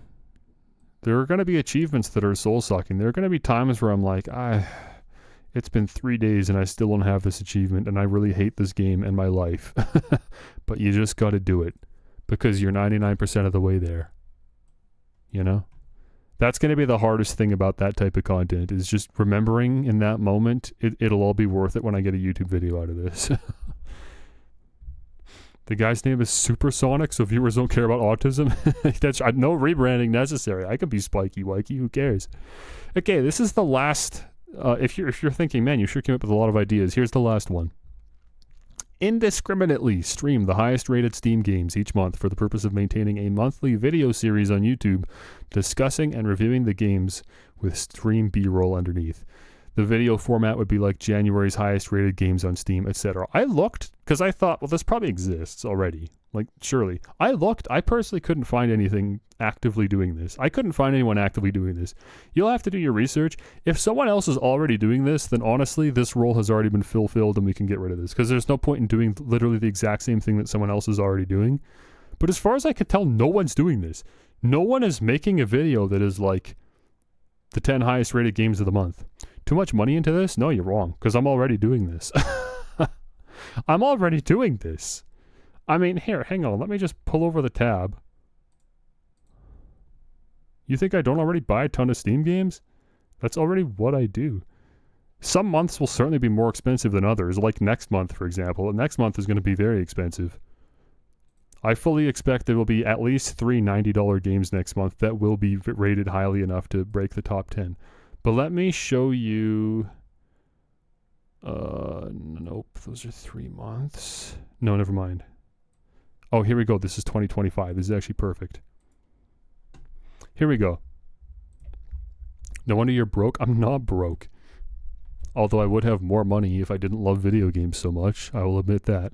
So here's Steam 250. I've shown this website before. I'm a huge fan of this website. I love this website. This helps me find games all the time. I strongly recommend this to anyone that is very actively into indie games and Steam specifically, very obviously. Here is currently the best games of 2025 according to Steam 250. Their algorithm weighs positive reviews with how many reviews there are. So the highest rated game of 2025 is My Summer Car. By the way, you can see these games are faded out. That's because I own them. I've linked my Steam account, and Steam 250 knows I own these games. So check it out. Of the 10 highest rated games of the year, I own of the year of 2025, as in of January, I own 8 of them. So, boom. I would just need to pick up the last 2. So every month I would do that, and then I would make a video. So January's video would be these 10 games, counting from the 10th to the highest, and talking about my experience with each game. Make sure I put in like several hours into each game so I can actually talk about it, right?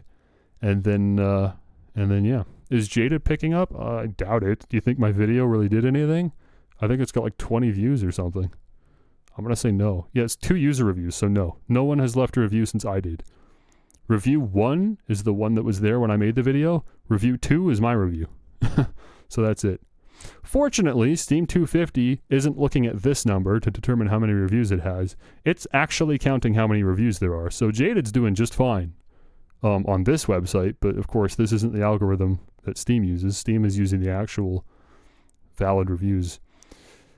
Anyways, yeah. So that'd be it. And I would just have to hope that there is a big enough audience on YouTube that these videos would do well. I feel like this might be one of the riskier options because this would not merit much success on Twitch, I think. This is another pursuit that would just hinge on the YouTube videos doing well, picking up. And I just don't know if there's a big enough audience for this. I don't know how many people really care. Especially when they see what the winners are. If people don't recognize the games that I'm putting in the thumbnail, then they're not even going to click anyways, right? People want to see that their favorite game is on the list, right? The game that they already know. But like January is a quiet month, so this is an example of a video that probably wouldn't do very well. Next month, though, because it's going to be stacked, just if you don't know what I'm talking about, next month we are getting Kingdom Come Deliverance 2, Civilization 6, I don't know, I don't play these games, Sid Meier's, Monster Hunter Wilds, I think is what it's called, and Yakuza Like a Dragon Pirate. All 4 of those games are releasing in February, and all 4 of them theoretically are going to score very well. There's no reason to believe they wouldn't. Unless the PC ports are just somehow going to be terrible. And they're all going to be $90, yes. That is an example of a month that would break the bank, but would make a better YouTube video. That's the trade-off. Ideally, you make enough money from the YouTube video that it pays for itself, right? But starting out, yeah, it's going to be an investment. That would be an investment. There's no way around it. This is the most expensive option, but if it works, it works. The video gets enough views. Every video is 15 minutes long, and it's just me quickly going over my thoughts, showing B-roll, talking about each game honestly, and hopefully helping people find good games, I guess. I really don't know how big the audience is because I couldn't find anyone that's doing something like this. But I will say there are a lot of videos on YouTube that are like 10 indie games that you must play. Those videos seem to be doing pretty well nowadays. I certainly get recommended those videos. I don't click on them, but they're there.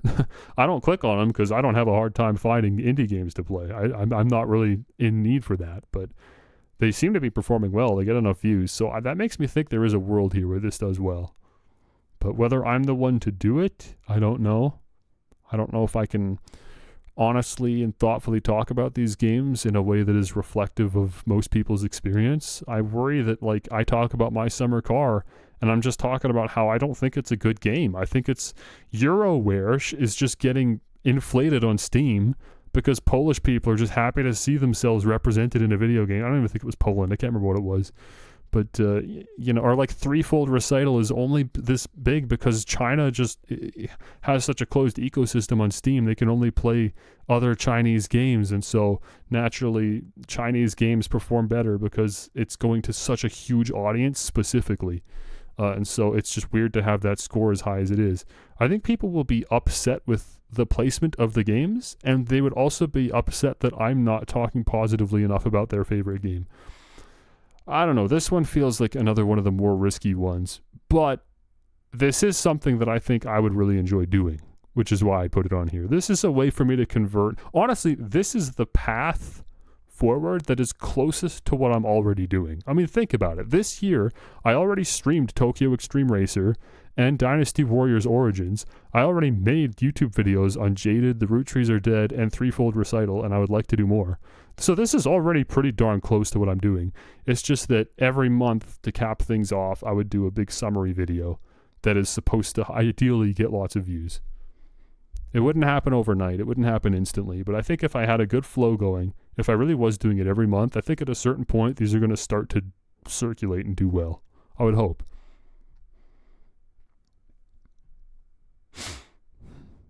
Also, I'm not playing Hello Love 18 again. I did actually consider it when it came out because at the time was performing well, but fortunately it's not high enough for me to really consider it, I think. Also, I'm not looking forward to playing a game like this. I don't like that theoretically I would have to play a game called the Ultimate Football College Dynasty Sim. What is this? What is this? How is this a video game? I'm supposed to play this and then talk about it honestly? Oh, this would be tough, man. This would be the hardest part about this job. Look at this. I'm supposed to play this, and I'm supposed to review it as the 10th highest rated game of the year. I can't just be like, hey, man, look, I tried, but I didn't really get it because I'm not a football guy. That doesn't bode well. I gotta really talk about this. I gotta impress people with the fact that I can play such a diverse range of games. So I really just have to sit there and beat my head against the wall and just learn this game. And just figure it out, man. It's just menus. This whole game is just menus. That's it. This is the whole video game. You don't even get to actually watch the football. All it is menus. And you theoretically putting football games together. Looks like a miserable experience, bro. I hate this. I could just conveniently ignore this, though. I don't have to cite my sources. I could just play this instead and pretend that this was the 10th highest rated game. we could cheese a little bit. You know what I mean? Show the reviews for Football Coach. I mean, they're positive. What do you want me to say? Look at this. Overwhelmingly positive. 96% of over 1,000 user reviews for this game are positive. People are eating it up, bro. Really fun, not gonna lie. 118 hours. 300 hours, brother. That's crazy. This review was written at 120 hours, and then he went and put in another 200. People be loving this, bro. They eat this up. As a European, yeah, okay. If you're not a European, this game's not for you, man. I don't know how you could play this if you're not a European. If you're a European, this is probably peak entertainment. As you sit down with your beans and toast and your Earl Grey tea, you sit down for a couple hours of Football Coach, College Dynasty. Yeah, you probably eat this up, bro.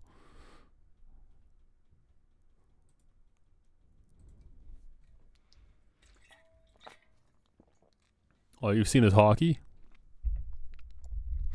There actually was a hockey game that was kind of making the rounds last year. I can't remember what it was called. Okay. Anyways, I think that's it.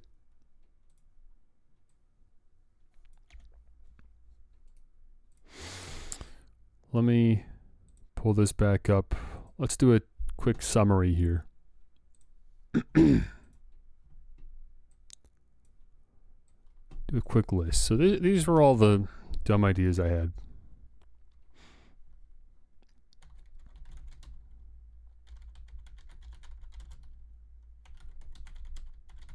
Indie horror games, I already considered that. I just truthfully believe there's no market for that.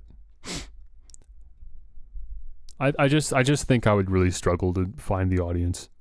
I think there's just too many people doing it. They don't care anymore. There's already so many quesos doing this, man. I wouldn't even have a face cam, you know? I'd be faceless.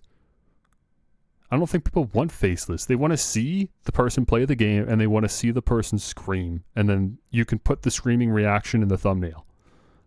I just can't do it, man. I think the only way I could play indie horror games is if I took like a manly badass hero approach instead, and specifically market all my content for young women. That's the only way I could do it. And I don't know. I feel like he already covers that as well. Because the reason you even think indie horror games is a path forward is because we did previously find success getting iPad kids to watch me play Bendy and the Ink Machine. But the only reason that worked is because it was a live stream. And there just aren't that many people doing live streams on YouTube. And the idea of engaging with the streamer is like a novel and cool idea to them. But, I mean, yeah, the only room for growth there is to just keep on finding more and more iPad kids to click on the YouTube streams. I don't think that's actually a reliable source of income or of generating an audience. Maybe I'm being close-sighted. I mean, it does still blow my mind just how well these do. Like, do you know what Sprunky is? I'm actually asking, do you know what Sprunky is? When I say Sprunky, does that mean anything to you? Let me keep typing this.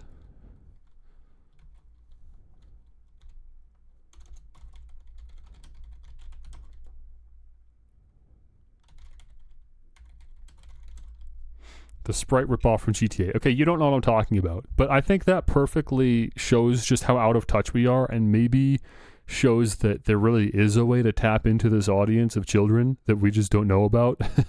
Not in a predatory way. Let me just clarify.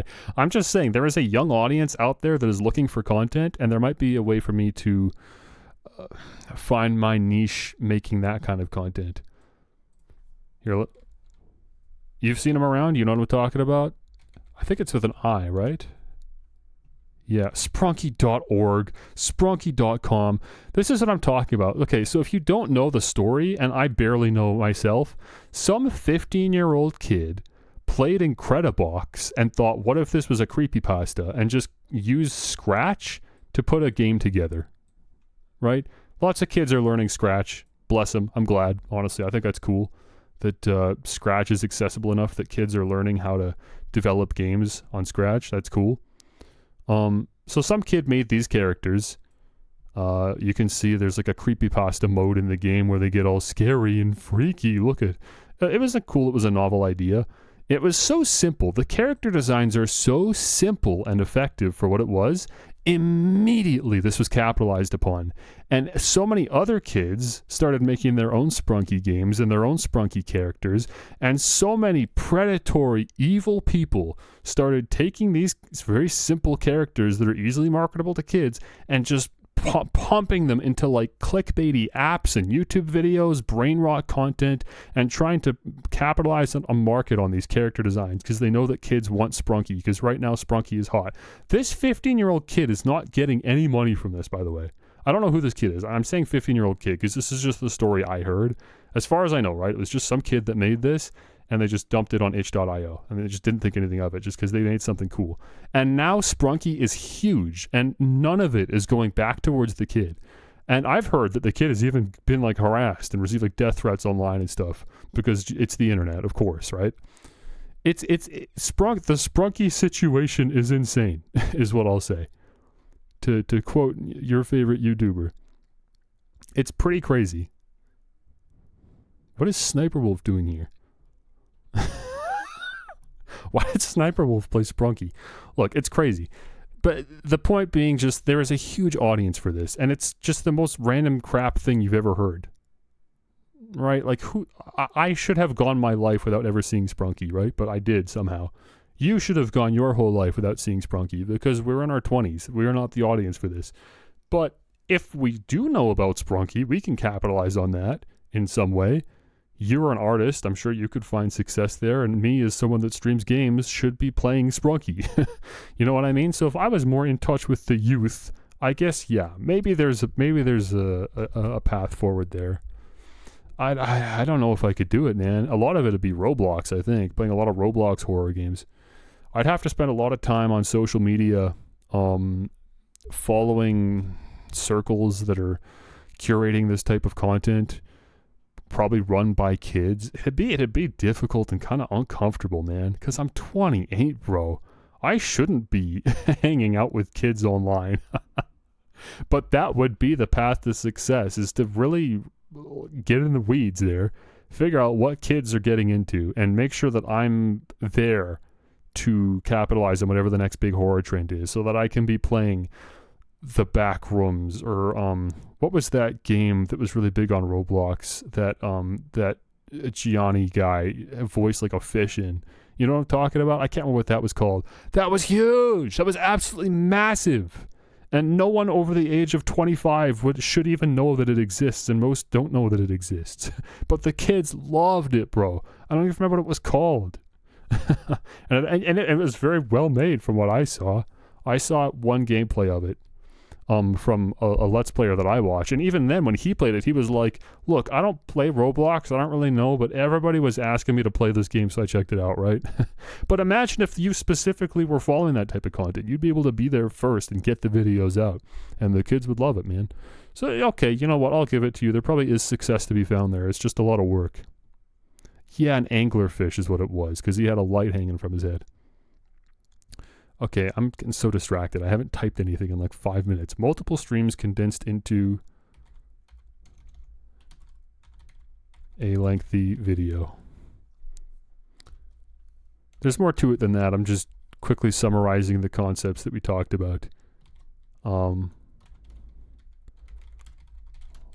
form stream journey resulting in one video a year. I don't know. Something like that. Why? I'm using like hyphens, but I'm not formatting this correctly because they've got it all. There we go. This is better.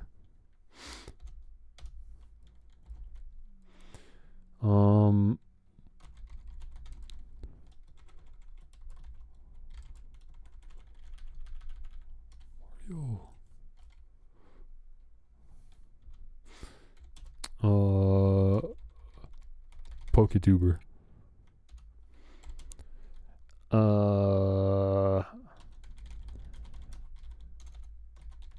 Achievement hunting. Didn't need to add the A, you're right. Mario.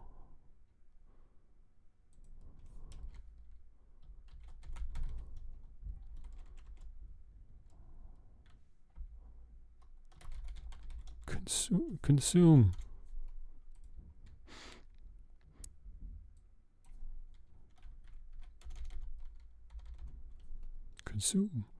Okay, what are we doing next? Achievement hunting. What else did I write down? Ah, yes. 10 highest rated games of the month. I should just take that one out, man. I can't see that one working out. That it feels like that's just gonna be another dead end, doesn't it? That feels like it's gonna be a dead end.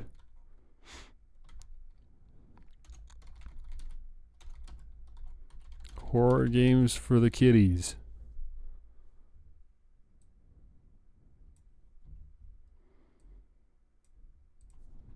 Let me reformat this one. Individual streams. Specifically made for videos.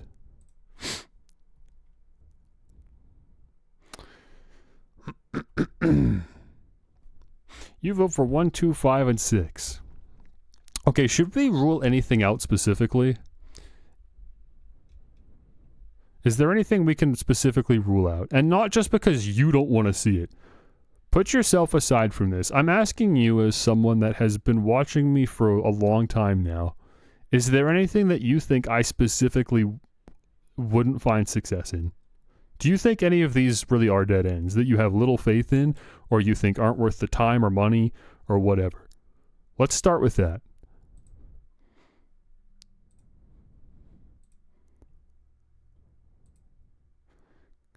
I think narrowing the list down is a good start. Highest games. Okay, so you're with me on this one then. That this one seems like this might not be the one. Because I would watch someone that was doing this. I would love to watch this. But I just don't know if how many other people are really in the same boat as me. $90 in a game and then you tweak on it. I mean, the point would be that I just play it anyways. It just doesn't matter. Even if I have to go into the Steam reviews and parrot other people's opinions that I don't actually share, I would just be going out of my way to find, like, to explain to people why the game is where it is, right? It's not necessarily my job to enjoy every game. It'd just be my job to talk about the 10 highest rated games of the year, what they are, and why they're so highly rated, where the audience is coming from. It'd be more of an informative video, I think. But as a bonus, it would just be great if I end up enjoying the game as well. Because, yeah, I would be streaming myself playing them.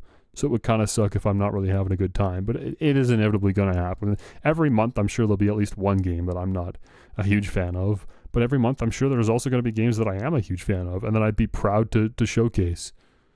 I'd really like to talk about Beyond Citadel in an intelligent way, because so far all the discussion I've seen on YouTube and online about Beyond Citadel is, I can't believe the Coomers made a Doom clone. It's very reductive. It's not talking about just why that game really is clicking, what that game's doing that is so unique, why that game ascends past just being a Coomer game. If it was just that, it wouldn't be this highly rated.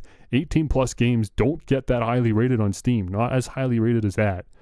The reason people are so confident about giving that game positive reviews is because they can confidently sit there and say, no, this is a good game, bro. I'm proud to actually have played this game. Anyways, you're saying we're going to lock this out. That was your idea, by the way. And you're already backtracking on it?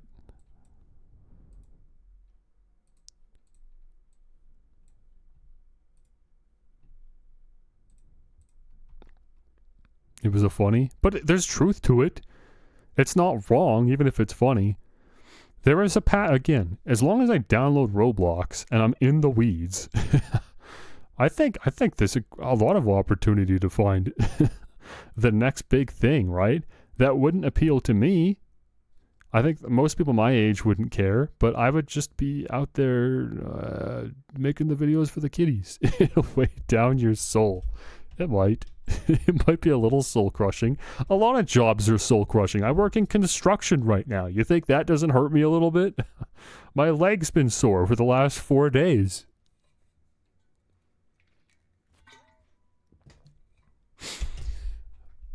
Achievement hunting. Cool if you can, like, actually write down stuff midstream. I mean, yeah, that's necessary. That is necessary. I would have to do that. That's not like a problem either. I'm fine with that. The stream's going to be 12 hours anyways. If I take 2 minutes every now and then to just stop and write down my thoughts, it's fine. Because again, that's not included in the video. The only reason I'm streaming it at all is just so I can potentially get something out of the fact that I'm dedicating my entire day to playing this one stupid game and doing these stupid achievements. Because some people will like to hang out, even if it's just for like 20 minutes. Also, if I do this, I hope you realize, like, you're not, you don't have to be here. That's fine. If you're like, man, I don't want to sit here and watch him that much. I like Spike, I guess, but I don't want to watch him all day, every day, playing this stupid game. That's fine. I'm with you on that one. Have a notepad, write down something, and a timestamp for footage. Yeah. Yeah, that'd be the play. There'd be a little bit of planning involved, but ultimately, yeah, the video, I like the pros and cons here.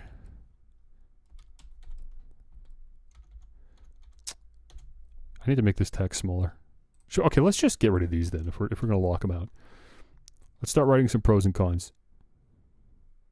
I'm glad you're here for this, because otherwise I was just going to talk into the void this whole time. Whoops. Well, that's locked in now. Okay. Lock that in. Oh my gosh, really? It does this? What's the point of letting me grab the corner then? What if I hold down Control? Nope. What if I hold down Shift?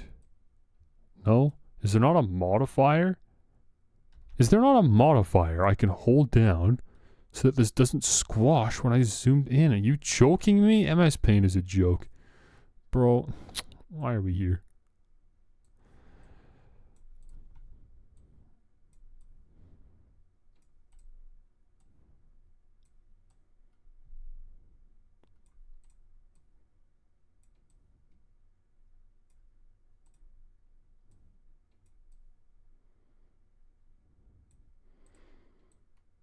Are you doing market research for me? With the achievement hunting guy? PSN guy's cheating? Why? I haven't actually watched. I've seen the thumbnails, but to be clear, the only person I've watched was Shawnee Do. And I actually unsubscribed at a certain point because I was just really, really upset with an ad that he did, which is the first time that's ever happened. I think I already talked about this on stream once. So I'm not gonna tread old ground. It's a loot. Dude, what is that? LTS or is that ITS? There's too many L's and I's in one name. Okay, there we go. YouTube got me. All right, It's Illusion. 800,000 subscribers. 800,000 subscribers? How many views? Dang, he's getting 100,000 views every video. Except the Persona 5 video. Wow, that one was not worth it. Bro, Persona 5 is like a 200-hour game. And he couldn't even hit 100K. That's so funny.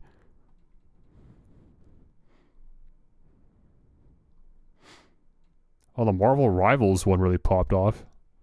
There's no way, by the way. There's no way you got the platinum on Marvel Rivals. No shot. There's no way. This cannot be legit. That's crazy.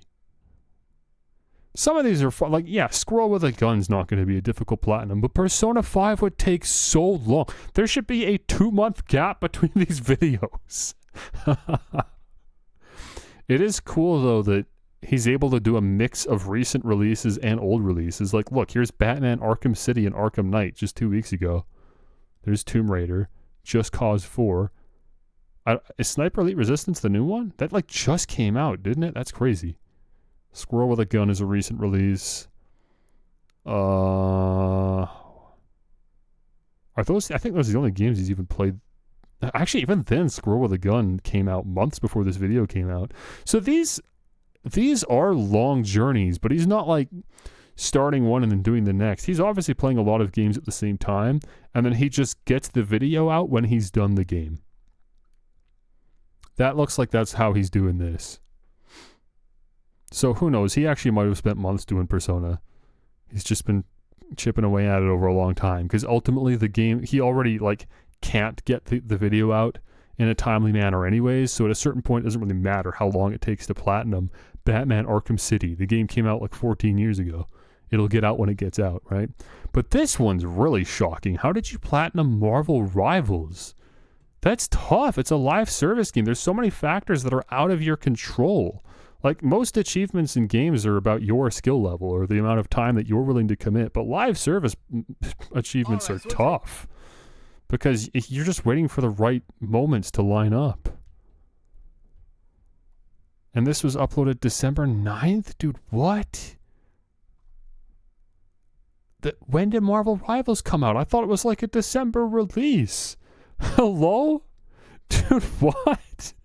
There's no way this is real. Did he really just like, yeah, ping his Discord and say, boys, we're gonna farm trophies? No, because that's not even how these games work. December 6th? What? It says thanks to Marvel Rivals for sponsoring the video. So maybe he had early access and he was able to cheese it somehow.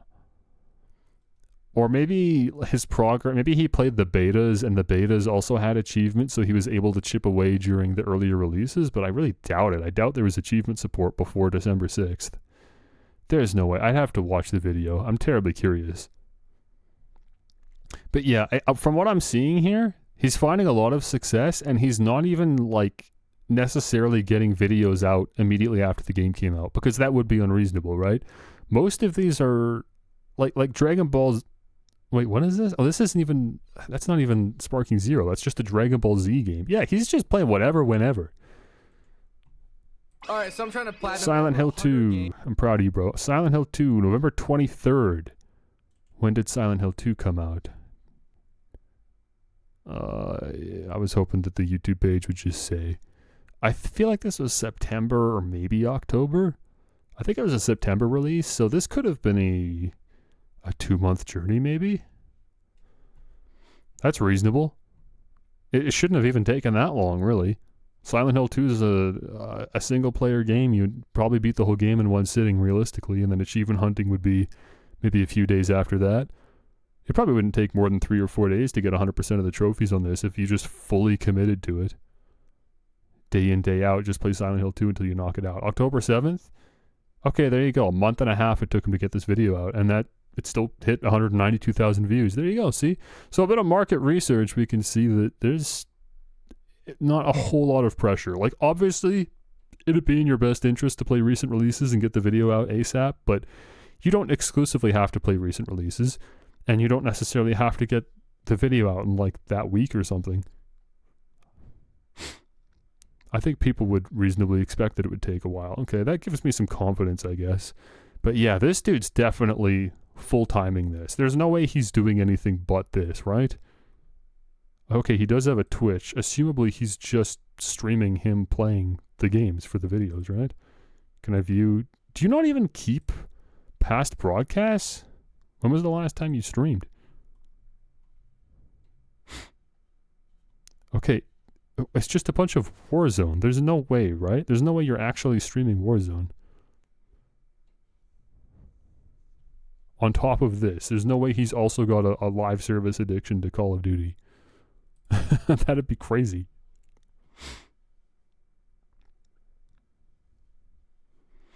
No, if I was going to do this, I wouldn't be making trophy videos. These would be Steam achievement videos. I'm not doing trophy videos. This guy likes PlayStation. Kudos to him. Thing is, I don't actually like PlayStation.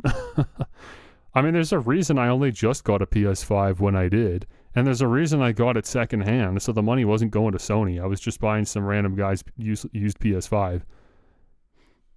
I don't actually want to keep funding PlayStation's business model and, you know, all that. I'm not a PlayStation soy boy. I don't want my YouTube video to be directly marketing and advertising for PlayStation because they're all trophy videos. I specifically would be doing Steam achievement videos.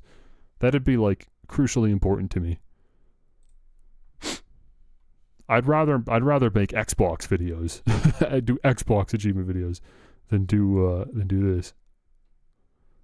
What's in the top left corner? What do you mean? What are you looking at?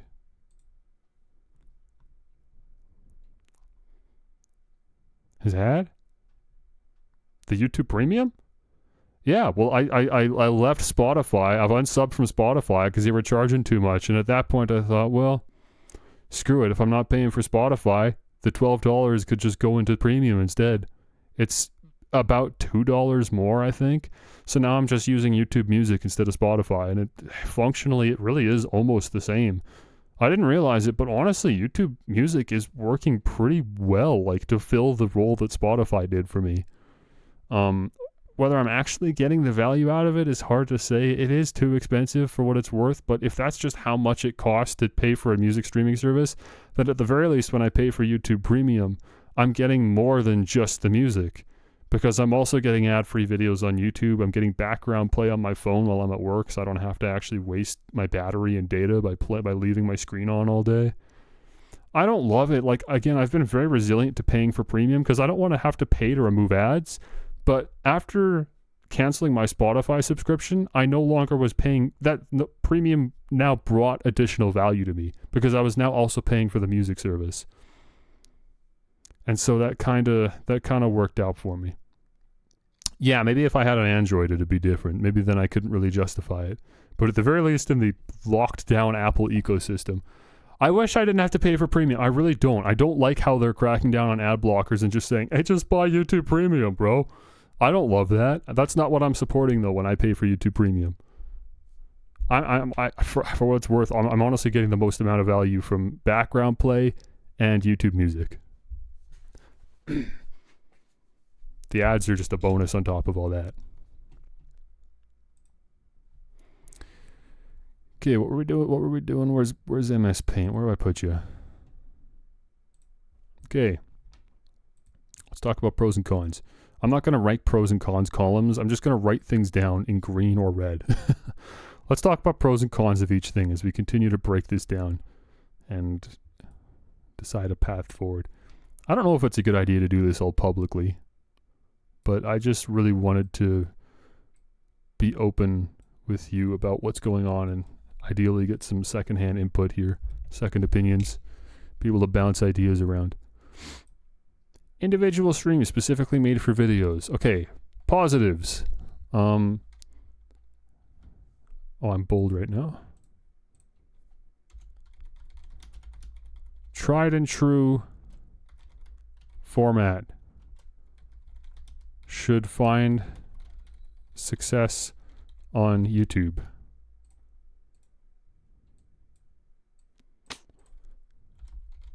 YouTube videos encourage stream engagement.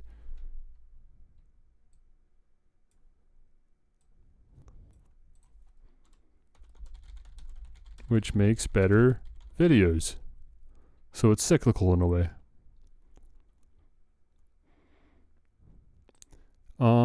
Easy editing? This is not easy editing. This is actually the hardest to edit out of all of the, well, it's among the hardest. Editing has to be good. Just one stream to edit, right? Yes, that's a positive.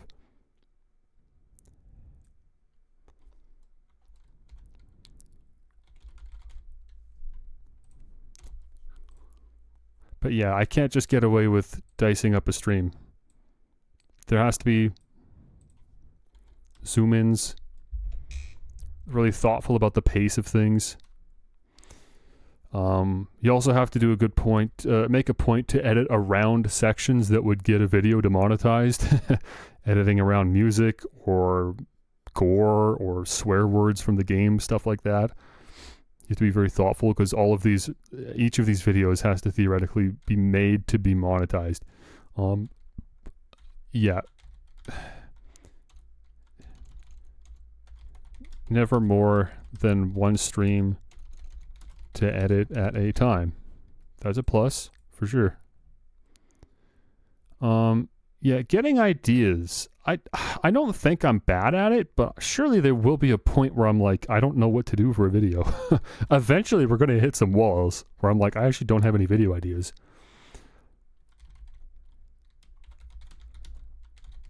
Have to have. I hate that those are different words, even though they're spelled the same. Have and have. Have to have good ideas regularly.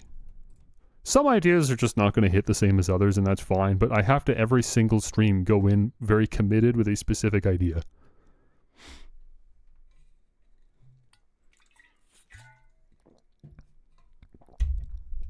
Anything else that we can forecast about this? Con.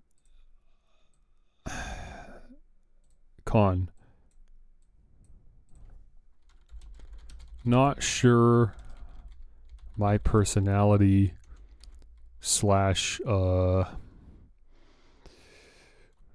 presentation, maybe is the word, is a good fit for this.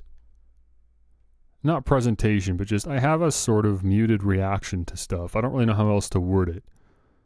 I'm just not super outgoing or, you know, personable, I guess. But yeah, I guess personality already covers that. Not sure my personality is a good fit for this. But that's something that could develop over time. Like I've said before, I didn't used to be good at streaming either. Like even just what we're doing now, talking back and forth, was at one point a challenge for me. But I was able to develop that skill by just spending a lot of time streaming and pretending like I was talking to people, having conversations with myself. Eventually did develop my conversational skills. So, you know, if I did this long enough, surely it would work. Did I ever show you guys? Here we go again, bro. Here we go again. Why don't we have another tangent? That's a super cool idea. Let me distract myself from what I'm doing once again. I really want to show this off, though. This makes me laugh, man. I gotta find the guy first, though. KJ? What was his name now? It was, let me look up one of his videos. Yeah, Keegan J. That's who it was. I can't remember if I've showed this on stream or not, but it makes me laugh every time. It's so funny. Let me see. I hope he hasn't unlisted anything. Okay, let's see what happens. I hope he hasn't unlisted anything. This guy, Keegan J.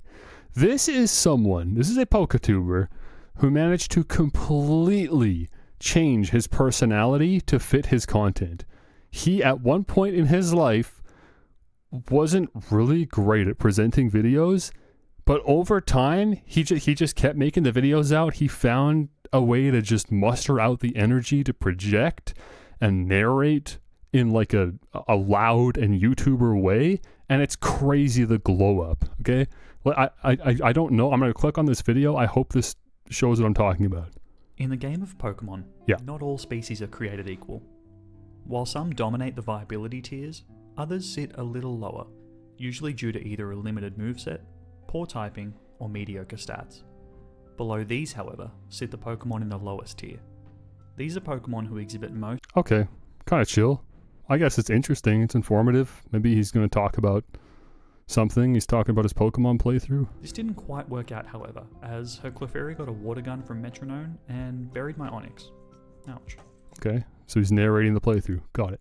Let's check out his most recent video. The Psychic type has some of the most powerful and big-brained Pokemon of the entire franchise. However, Psychic types are generally pretty frail, and Dark-type Pokemon... Dude, what, what happened? Bro got some pussy in his life and became a new man. I don't know what happened in the back end, but he changed, bro. It's insane what good pussy does to a man. It's crazy to think that's the same guy. But I mean, look, he pumps these videos out now, and they're all like this. They're all far more like better tailored to the content that he's making. Because yeah, the way he was doing his videos, it just wasn't enough. Now, personally, I think he's gone too far. I don't like the over-the-top YouTuber voice, but I recognize that is like good. Just objectively, that's good. It's good for the content. It's engaging. It's what people want. He did good on him. Good on him. But yeah, that's crazy. That's crazy to me. That's so funny. Just how juxtaposed that is. How obviously like A and B that is.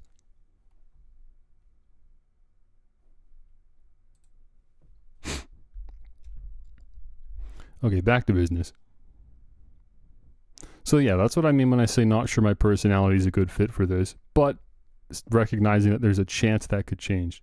Am I capturing my cursor? Yeah, I am. Okay, what's next? How long have we been? Man, it's been 2.5 hours. Here I was thinking we'd do like a 30-40 minute stream today, and then I wouldn't even upload it to YouTube on the VOD channel. But at this point, I mean, this really is a full stream. I guess I will upload this.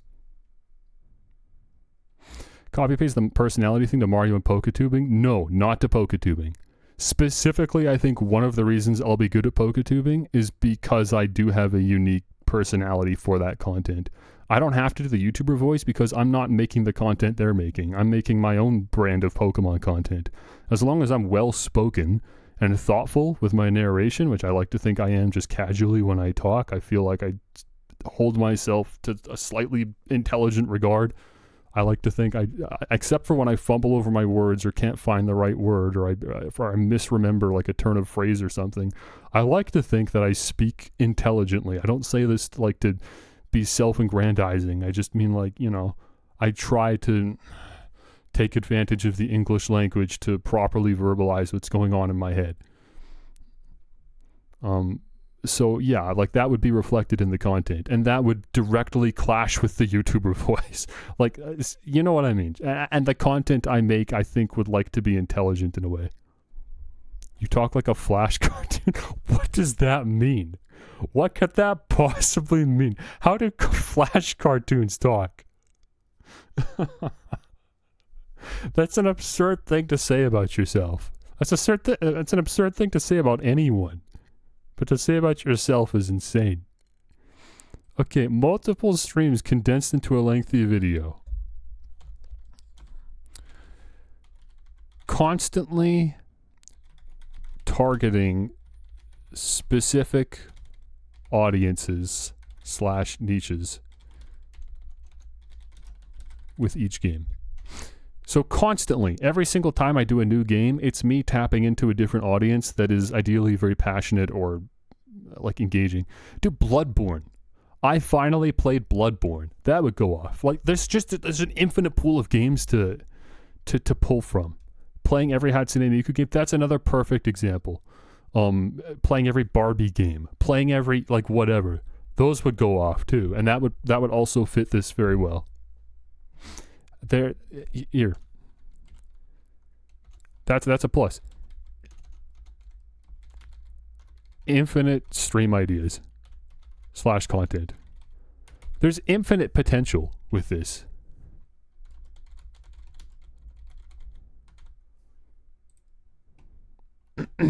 Downside.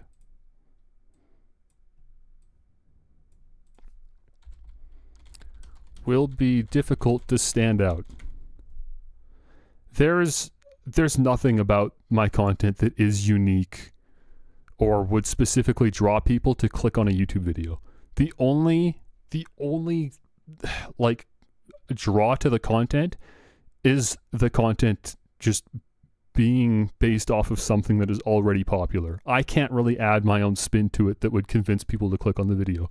I just have to hope that people like the thing itself that the content is based on, that they'll come to it, right? That, for what it's worth, has proved very successful for me in the past. I mean, no one cares about my music, but they sure like Hololive, and so the Hololive does well. Nobody cares about my music, but they like My Little Pony, and so they click on the My Little Pony music, right? Like, up to this point, I've almost exclusively found success by piggybacking off of other things that are more successful. So this would be an extension of that. I've found success with that, but yeah, it's difficult to stand out or find... I don't know, is there anything else from this, or does that, I think that encompasses all of that. It will be difficult to stand out / find an audience. Tweaking, yeah, there, all right, I guess this is a red. There will be duds.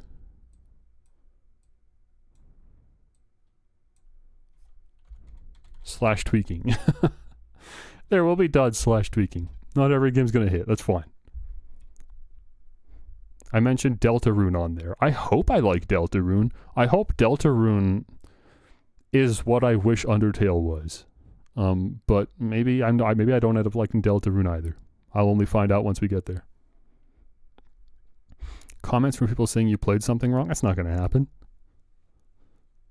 That might happen like with very few specific games. How often do you think that would really happen? Surely people are reasonable enough to be like, hey, it was his first time playing the game. He's not going to know everything. And it might even be able to justify a second video. If people saying like, oh, you missed this, or you didn't get the secret ending, or you didn't... Okay, great. Guess what? Part 2. That's a plus, if anything. I don't think that's a bad thing. I might be able to double dip, bro. The Mirandalorian. Mirandalorian? Because she likes the Mandalorian and her name is Miranda? Okay. We're getting creative with it. I see.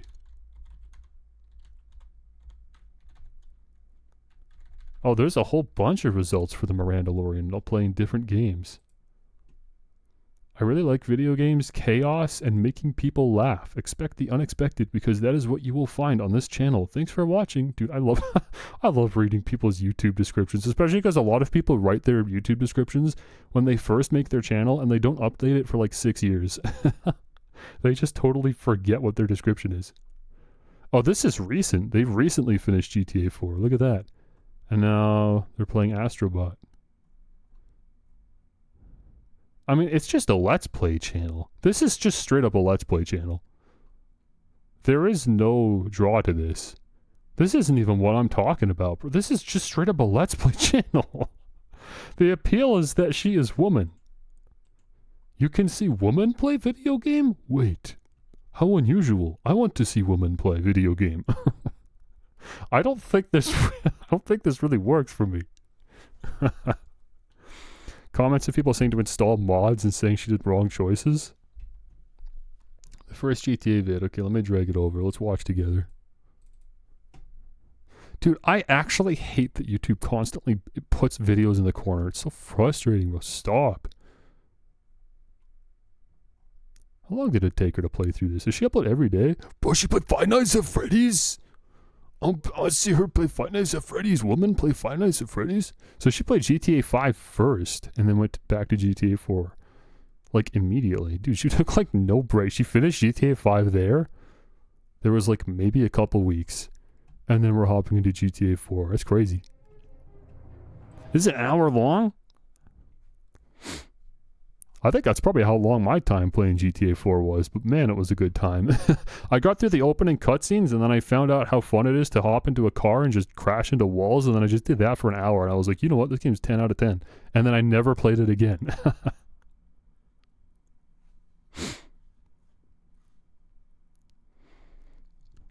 Yeah, that's pretty good. But again, it's just a Let's Play channel. I'm happy for her, but this is not replicatable. I'm saying specifically my video format would have to be, I played this for the first time and it's 2 hours long. I can't just have a Let's Plays. Was there anything else even really to say about this? I think this is kind of it. There's not really much else to say here. Oh, maybe the editing? Editing... I'll say editing will take a while. Because we're talking about editing down 6, 7, 8, 9, 10 streams. Who knows how long it'll take for some of these longer games, right? It might not be difficult,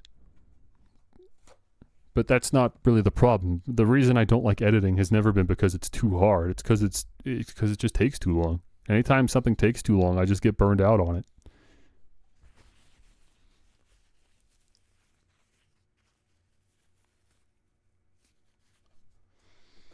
Man, to think I was going to play daily games today. I was going to play daily games today because I thought we wouldn't spend too much time talking, just yapping. But we actually have yapped for 2.5 hours. Timestamp tool, that's not really a pro or a negative. We'll just keep in mind that that's something we want to do, but that's not difficult. We can do that. I'll just write in brackets. Use timestamp tool. Assuming we can even find a timestamp tool. You keep saying this like this is for sure a thing that exists. I don't know if you know that this exists or not, but I've, again, certainly never heard of something like this. That sounds fantastic. I would bind, like, if there was a way to bind that to my Stream Deck, I mean, that's just perfect. Just hit a button on my Stream Deck, boom, there. And it's just adding to a text file constantly while I'm playing. Just a one-click marker. So I don't even have to think about it. It would just become second nature at a certain point. I mean, at worst, I just keep my notepad open and then I just alt-tab from the stream and I just quickly write down a timestamp. But that's not a big ask. That's worth it. That's worth doing. But yeah, ideally that could be streamlined to like a script somehow.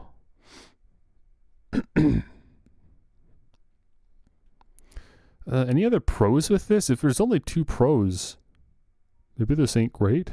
Constantly targeting specific audiences, infinite stream ideas, content, infinite potential. I'll say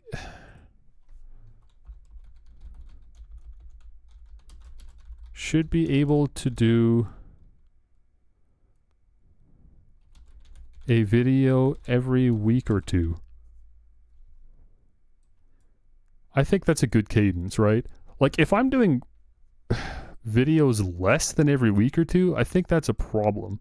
But that's probably the least active you could be, and it'd still be fine.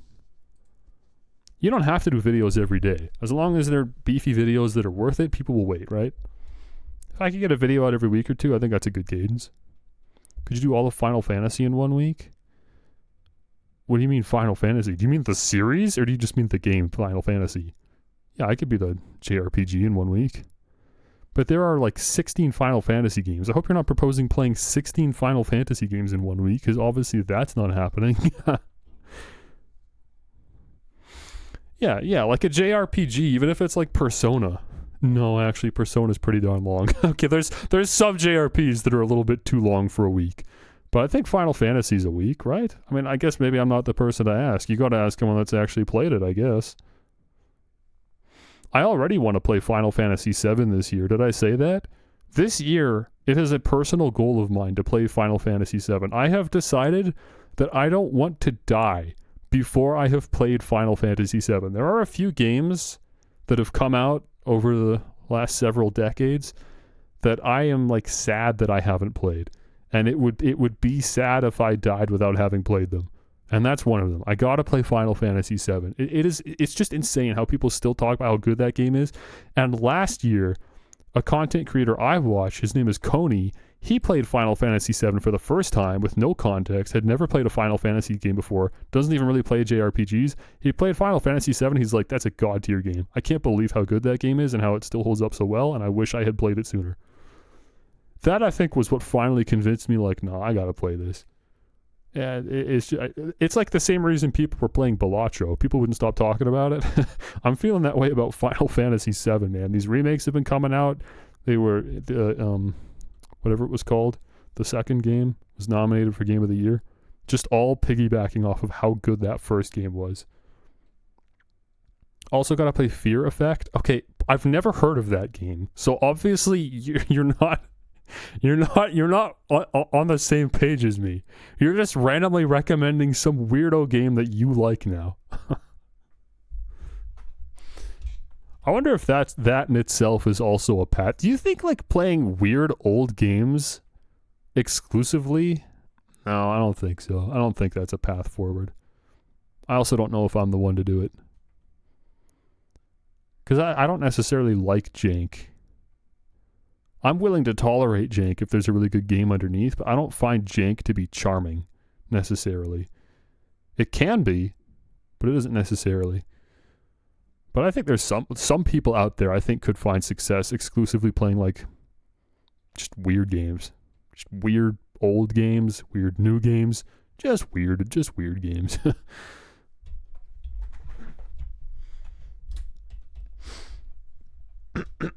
Okay, let's move on. Long form stream journey resulting in one video a year. Now, it could be 2-3 videos a year. You could dial this down a little bit. Dude, I'm so sure. I don't know if I'm delusional. I really feel like the Swiss lock is such a cool idea. I have to be able to do that at some point successfully and regularly. Like, that could be an event for my community to look forward to, even if I'm doing that alongside my other content. But it is a big commitment, man. When I think, because again, I watched Ludwig, and like for him, a big thing that people have really enjoyed and have looked forward to is the Ludlock, right? Which was his version of taking a Pokemon Nuzlocke and finding a way to put a twist on it that would play with his community. But his works because there isn't like a multi-game long journey that takes place afterwards. That's the reason why the Swiss lock isn't practical, is because after I finished playing through the Pokemon game, which already took 6 or 7 live streams, whatever, the result of the Swiss lock is like 40 more live streams dedicated to playing all these random games. Just because one person in my chat wanted me to play this one game. I think that works great when you already have a huge audience that really like watching you for your content. But again, I've already said I don't think I fit that role. That's why we're doing this. I think the Swiss lock works directly against the philosophy here, which is the streams being... my streams being good for the content themselves rather than for the streamer. I guess I just wish that somebody was doing it. Maybe that's all it is. I think it's a really good idea, and I just wish someone was doing it, even if it wasn't me. Because, yeah, the downside is that just no one's going to tune in. It's just me randomly one day going live and streaming Peglin for 2 or 3 streams in a row and hoping that someone on Twitch is browsing the Peglin category and tunes in and then they never watch anything ever again because I only stream Peglin those 2 or 3 times, then that's it. I never stream anything they care about. It's just not practical. There's no growth there, you know?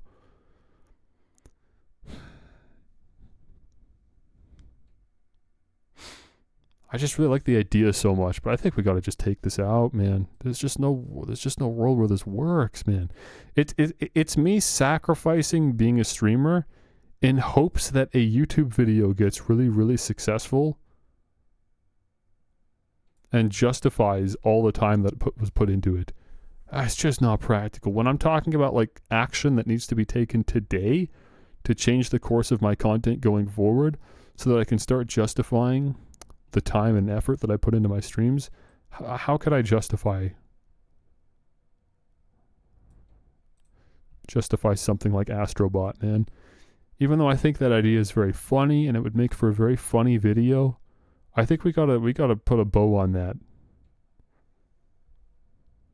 So I think it's unreasonable to expect Rift Apart at this point.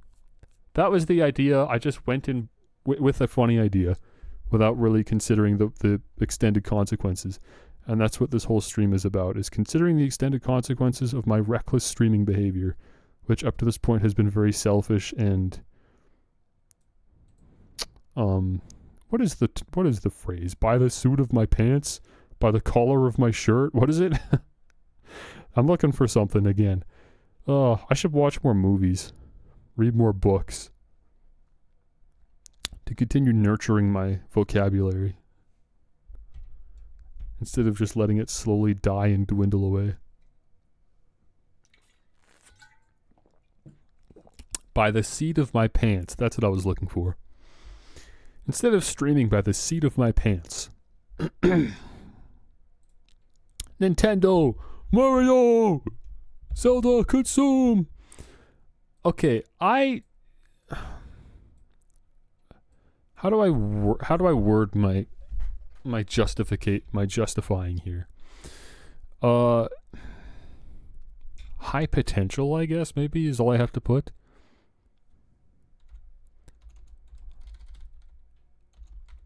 High potential. Always an audience for Nintendo. That's just facts. There'll always be people that want Nintendo content. Unique vocal profile is me politely saying that my balls have dropped, unlike most Nintendo YouTubers. That in itself arguably could be a selling point. I don't know for sure, but I like to think that's at least something.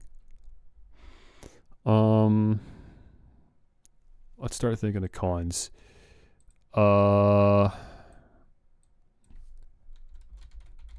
Don't actually have that much Nintendo experience.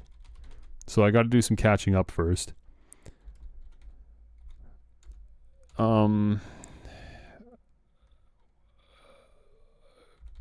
Potentially overcrowded market. There are lots of other people that are already doing this. I don't have like some unique twist or something. I'm literally just playing Nintendo games. There's really nothing else to it.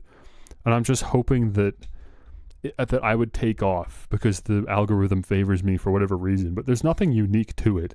It's not like I'm playing them in a weird or unique or specific way, right? I'm just banking on the fact that Nintendo content does well in general. Does the Nintendo stuff fall in the individual stream thing? No. I think I just answered that with what I said, but yeah, no. This is more falls in the second content or category, the multiple streams condensed into a lengthy video. That's how you get videos out of this, right? I stream, let's say, Xenoblade Chronicles X, right? That's coming out soon enough. I don't know when. As an example, I stream Xenoblade Chronicles X every day, all day, until it's done, and pretend like it's the literal only thing in my life that I care about, and I love Xenoblade Chronicles so much. I'm so glad that it finally came to the Switch. And then the YouTube video is just condensing the journey, I guess. Man, shoot, I didn't even think about the fact that I'm expecting myself to be entertaining enough as well to the Nintendo audience for them to sit through it. Would I be? Am I an entertaining person in that context? In that context, would people sit there and watch the whole darn thing? Do they care? Or does this have to be more of like a my thoughts on, right? Be like an Arlo type character and just talk about the game that I played instead. And that's the YouTube content. Talk about the latest Switch trailer and just like analyze, discuss Nintendo, etc. I don't even want to do that. I don't even want to do that. Some Nintendo folk won't like your true comments. Yeah, if it was like post commentary, yeah, I mean, I'd have no choice but to be honest sometimes.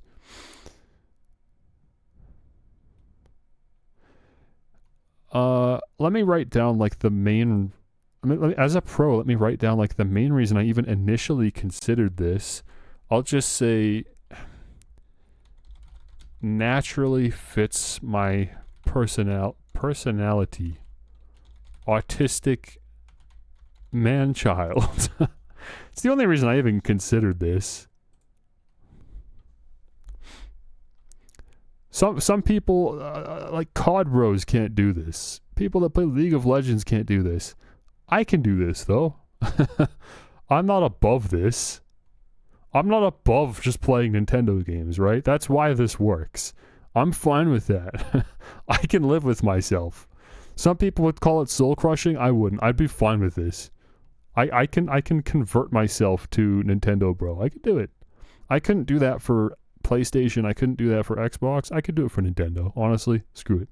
It's fine because I like these games. I like the colorful, cartoony characters, and I like that most of these games aren't very like challenging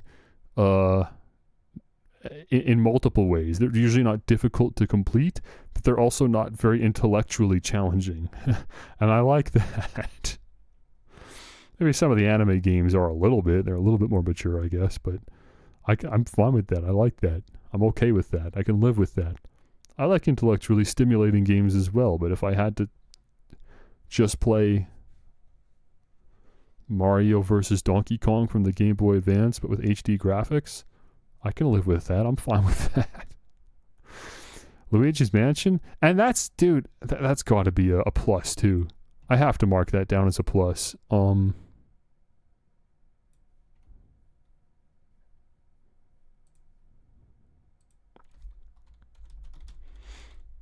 Quotation marks.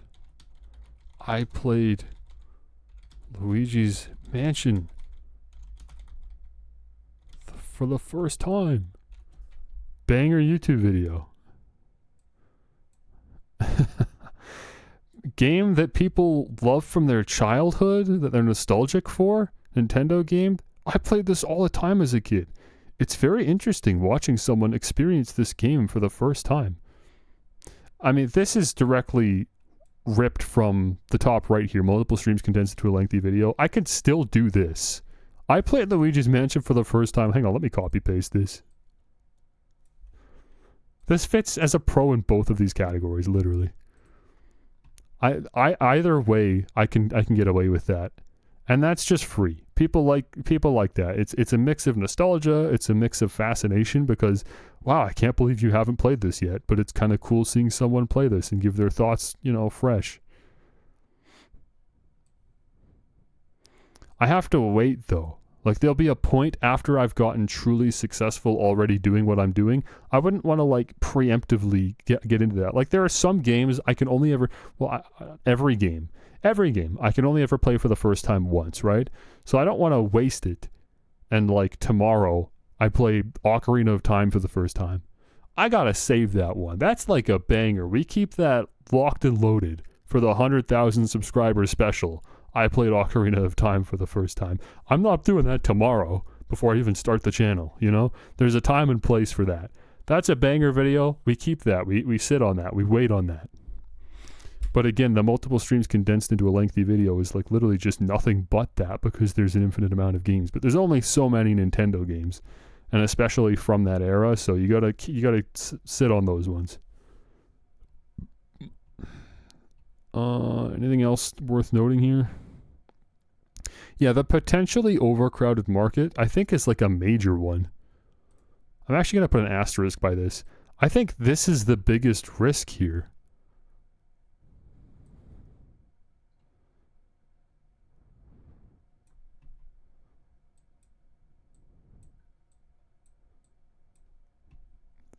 Because, you know, I'm betting so much on just the algorithm picking me up, really. I don't know if it's worth it. All right, Pokemon. What are we talking about?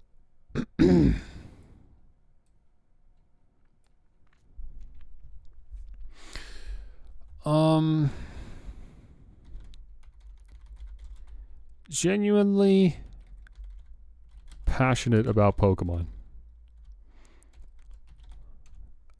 Why did my font change? Hello? Audience is mostly adults. Can be honest and intelligent.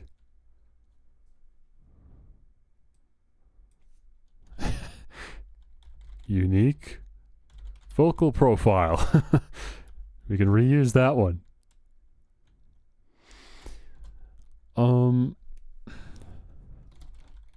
I already play Pokemon for hours. Like, I already do this. I'm fine. Like, this is here. Would never get tired of it. I can't say that about anything else. I don't think there's any other game franchise I could play ad nauseum as a career and not end up kind of detesting or hating the fact that I have to play it all the time. Pokemon, I think, is the one game that, honestly, I'm always going to be down. It doesn't really matter. There are specific games that I wouldn't want to keep playing, like Scarlet and Violet. It's just so tedious. I specifically wouldn't be making much Scarlet and Violet content because that game is so slow-paced. Having to replay that game constantly just because I beat Pokemon Scarlet and Violet with this team, oh my, it's just so frustrating. I would just hate myself. But most Pokemon games aren't like that. And then, yeah, there's just infinite pool of content.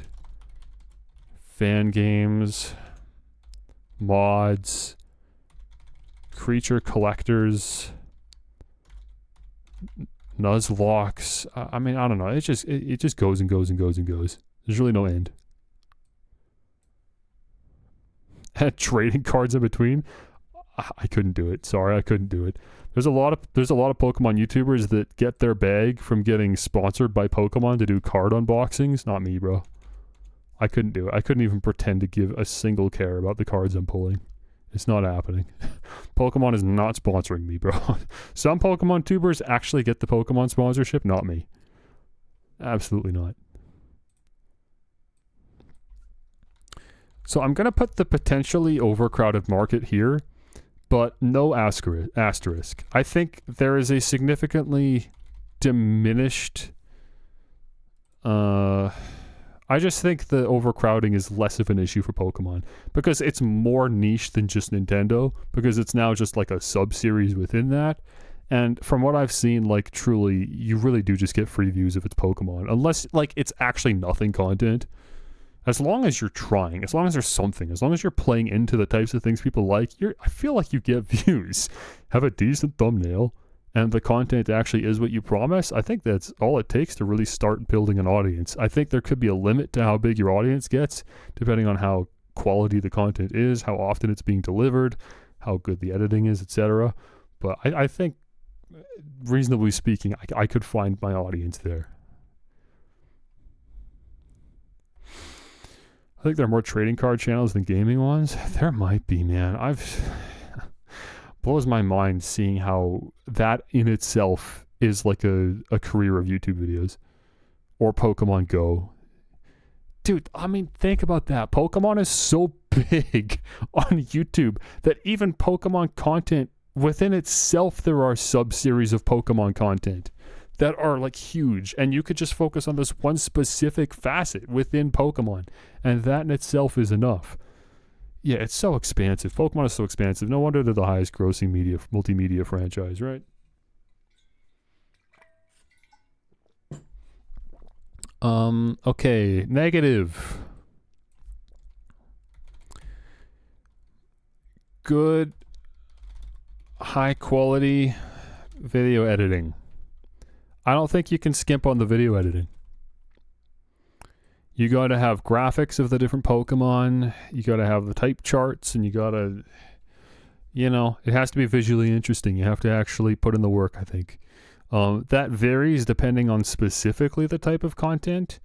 But from what I've seen, yeah, like there's no one's getting by making Pokemon content and just splicing B-roll together from live streams. It doesn't really work that way. Wait, I guess Small Ant kind of gets away with it. But, I mean, specifically the type of content I'm making anyways, yeah, no. A lot of the content I would want to make here is a lot of, like, analysis and just discussion type stuff that probably wouldn't even be paired with that much gameplay. A lot of the gameplay would be B-roll, and a lot of it would just be, like, graphics and stuff on top to supplement what I'm talking about, showing screenshots of Bulbapedia and all these other external Pokemon resources. I think to like someone like Mystic Umbreon, I'd probably do content similar-ish to what he does. Not exclusively, but I could see that being some of the content that I make. But also there would absolutely be like just extended stream cuts of like I played this Pokemon mod. Talk about Pokemon 9/11. You know what? Let's actually write that as a plus.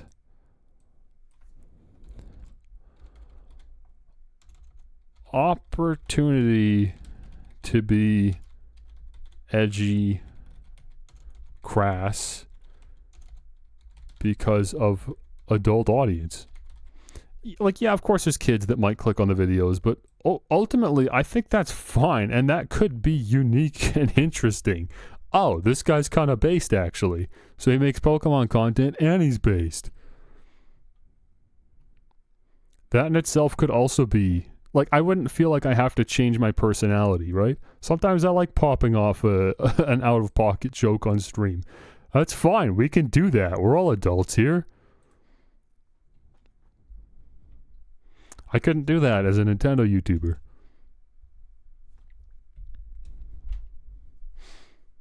And I mean, arguably that could be, I could probably do that anywhere. Or anyways, rather, for these other categories. I just think that's something that's particularly unique about Pokemon, because I don't think I can't think of a Pokemon YouTuber that I've seen that isn't effectively just playing it safe. And like I can specifically think of, and I could name and call out Pokemon YouTubers I've seen that are full grown adults that are making Pokemon content and are specifically not swearing and not making crass jokes, even though they definitely are like that. Like, their personality has been dumbed down for the videos. Because if you watch their live streams or you go to their Twitters or whatever, they're completely different people from the videos they're putting out. So, and like, I get it. I'm not even necessarily criticizing that. They're just getting the bag, bro. But I think it could be interesting to see a PokeTuber that's not, like, censoring themselves, basically. Again, I don't really swear anyways. It'd be against my interest to, if I wanted to monetize my videos. But I just mean, it's okay to make stupid, dumb jokes. I could make a 9/11 joke. I could just say stuff. I could just be me. If I want to be funny, if I've got a funny joke I want to dice in, I can do that.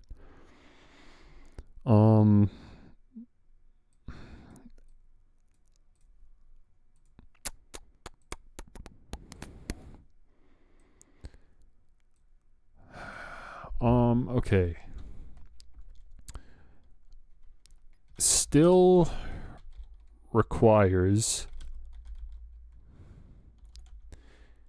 or I'll say, can require a lot of planning and thought, with little return. I mean, I guess maybe that could apply to anything. Like, nothing's really guaranteed. But, like, I think for a lot of these, they're very formulaic. You really do just do the same thing over and over. Okay, the top left is a bad example. but like multiple streams condensed into a lengthy video. I mean, you just do the same thing every day. You just keep picking a new game, you just play through it, you get the video out, bada boom. Nintendo games, you just play the Nintendo game, you get the video out, bada boom. Poketube, I mean, I have to constantly be thinking, like, what am I doing and why am I doing it? And is this worth the amount of time that I'm about to put into it? I might sit here and spend weeks planning a team. Like, I put together this Pokemon team. And the video doesn't even perform that well. It was actually kind of a waste of time. And I put a lot of time into it, and that's kind of really annoying. And it's gonna happen. There are gonna be stinkers. There are gonna be times where I think I have a banger video, and it just doesn't do as well as the Nuzlocke video that I posted 4 weeks ago.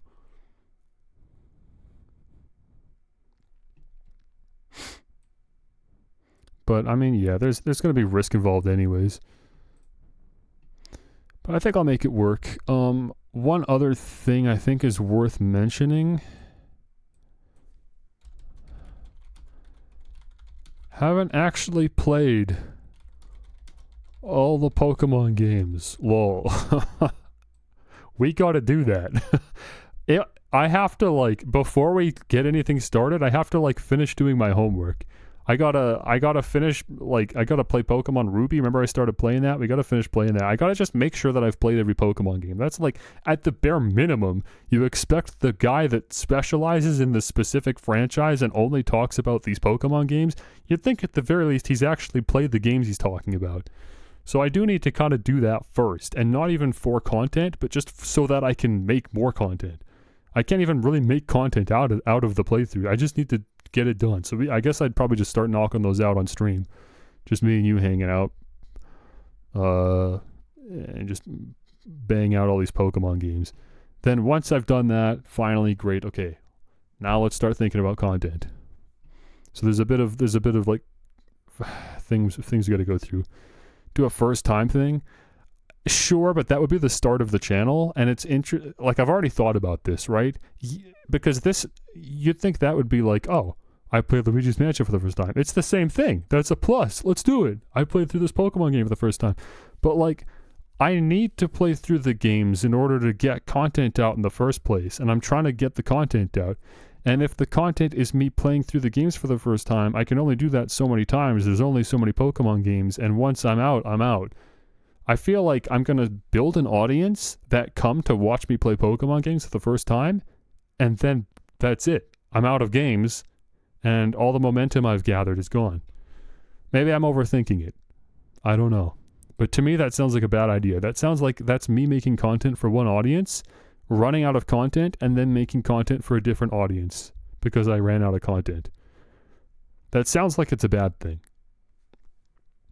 But yeah, maybe I'm totally wrong. Maybe I'm overthinking it. Maybe it's because it's Pokemon, it doesn't matter. Maybe it'll give me the head start that I need to kickstart the Pokemon channel. I think that's a reasonable expectation, and I'm just overthinking it.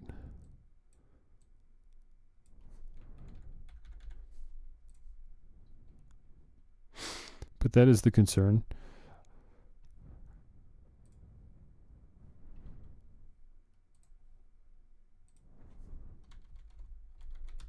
Content opportunity? Question mark?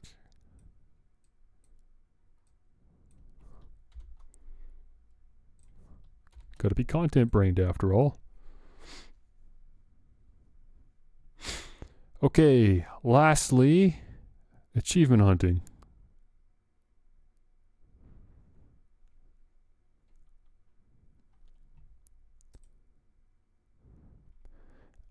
Keep what as a secret? Wait, what did I say?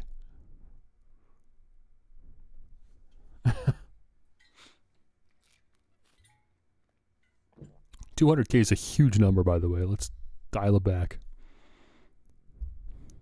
Oh, yeah. Maybe we'll just, like, skip one game specifically. And then it would be a hype moment.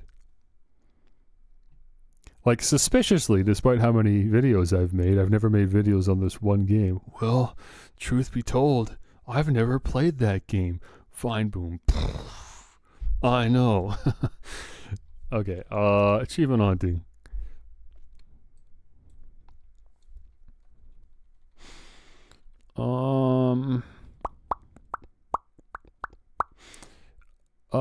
I'm gonna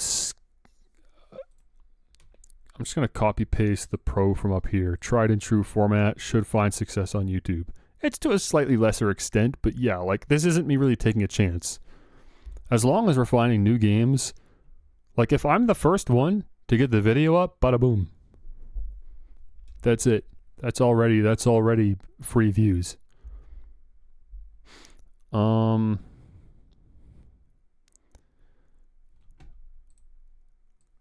This is something very weird to even put as a positive, but it's true. Spread achievement propaganda. I love achievements, and I'm sick of people not liking achievements and even saying that achievements are a bad thing. But I love achievements, and those videos would give me an opportunity to just gush about how much I love achievements. Every time I see someone complain about achievements online, I get heated. I don't actually start arguing with them, but in my head I'm like, bro, I can't believe it. I can't believe it, bro. Why are people like this? Get over yourself.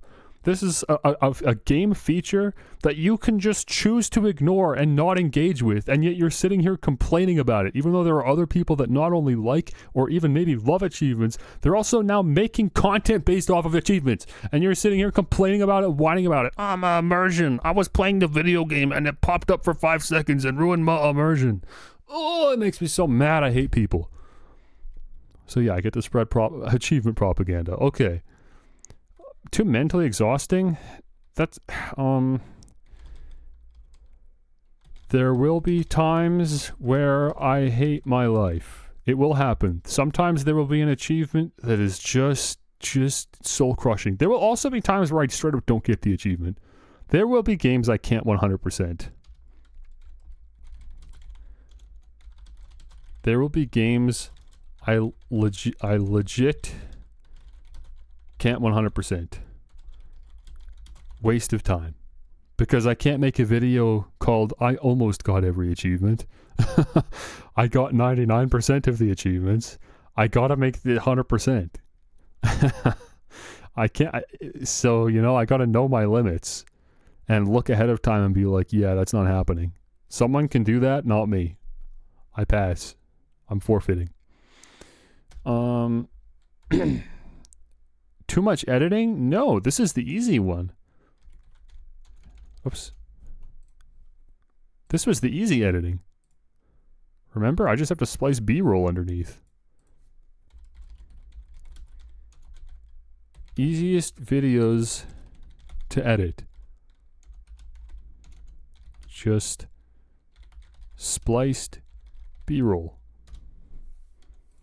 I'm so glad I learned the term B-roll. I didn't know, like, that there was a word to describe that. And then I learned it, and I was like, oh, that's handy. I'm going to use that.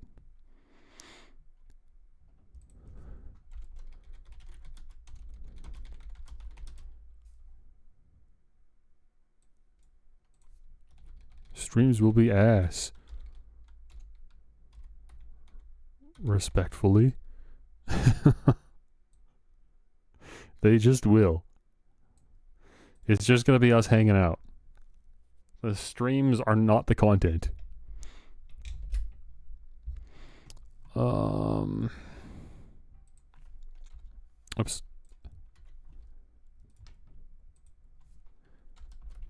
Can only play games that other achievement hunters haven't, because otherwise you're just overlapping. There might be some occasional exceptions. If the channel gets big enough and people are specifically requesting a game, even though someone else has already done it, then great. But until that point, it really is just about being the first one to do it, right? So a lot of it is going to be me either going out of my way to like dig through old games that I've never played before and make a video on it, which sucks because there's obviously not a lot of interest or relevance for older games, obviously. Or it's going to be me speed running to be the first to get all the achievements in a recent release so that I can be the first to get a video up on it, which would be better for the channel, but would definitely be harder because I got to be the first to do it. And then also script it and edit it and stuff, so I got to be fast.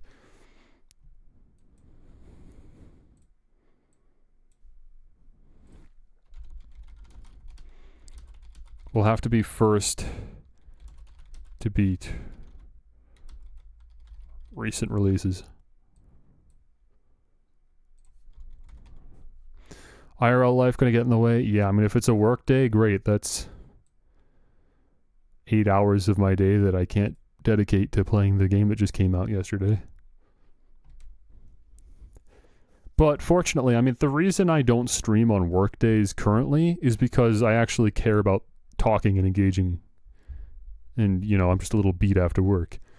But in this universe where all my streams are just me recording the B-roll, really, it doesn't really matter. I'm going to play the game anyways when I get home because I have to, so... And if I'm streaming anyways just for the sake of it, then it doesn't really matter. So at least I could still stream on work days. There's a lot of there's already more cons for the achievement hunting than any other category here. We've only got 3 pros. This one's starting to seem like less and less of a good idea. Are there some more pros here? There's got to be some more pros here that we could talk about, surely. Or is this a wash?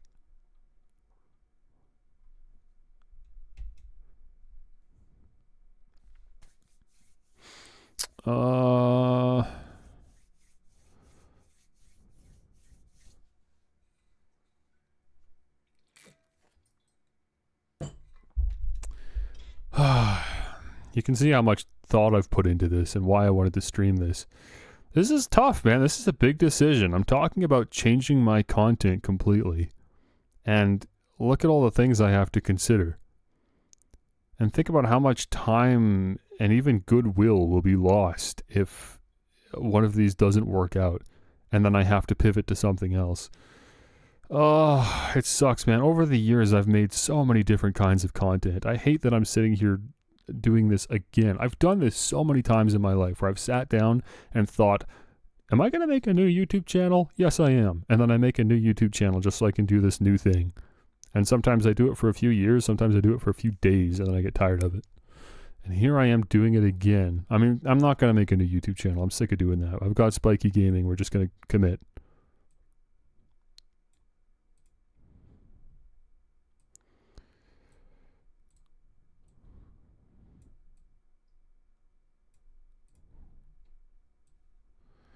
Okay, anything else?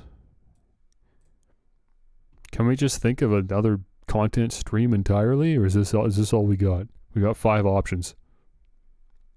Where else could you use the B-roll strat? The multiple streams condensed into a lengthy video could do that. It wouldn't be a lengthy video anymore, but I could narrate my thoughts and experience playing through a game for the first time instead of dicing up the streams. I guess that's an opportunity or an option. I don't know if that's as appealing though. I think people would having a 2-hour video, I think is a plus for this type of content, is it not? People would want to see that. If it's only 15 minutes,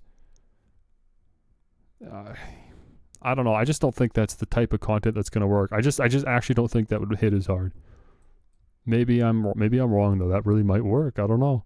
Maybe people want to see just a quick video of someone talking about what it was like to play a game for the first time. I don't know. I kind of doubt it, man. I think it's got to be like you get to actually watch someone play the game, and it's just a well-edited let's play basically at the end of the day.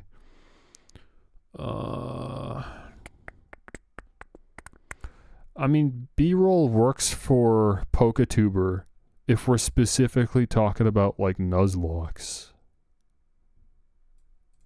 I'll actually write that as a pro.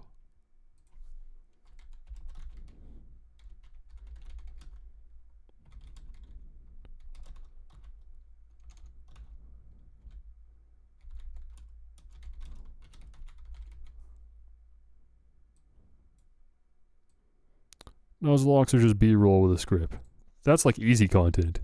in between the hard content, we can just do a Nuzlocke. Take a break, do something easy. It might take longer to do because it's me playing through an entire Pokemon game and then also halfway through losing my entire team and then having to play through the whole thing again.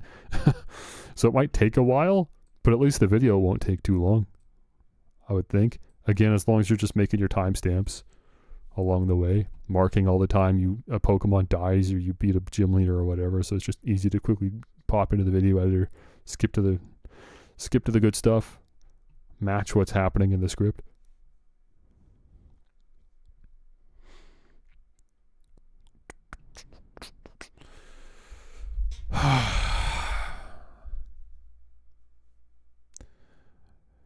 Is there anything else? Pokemon going on top. It's a lot of green. It is a lot of green.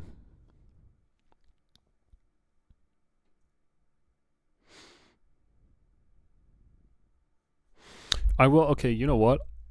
Let me add 2 more cons then. This totally applies to the Nintendo, though. This isn't just Pokemon.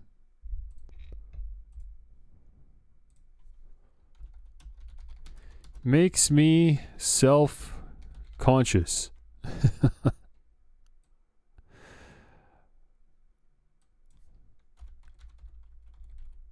Embarrassed. It's gonna be hard to start this and tell people, "Hey, everybody, please watch my latest Pokemon video. All about I play Pokemon now." It makes me sad, bro. The small audience that I even have on Spiky Gaming is here for like little like indie games, and then I just overnight become a Nintendo shill. What are we doing? That's so sad. That makes me sad. That makes me sad.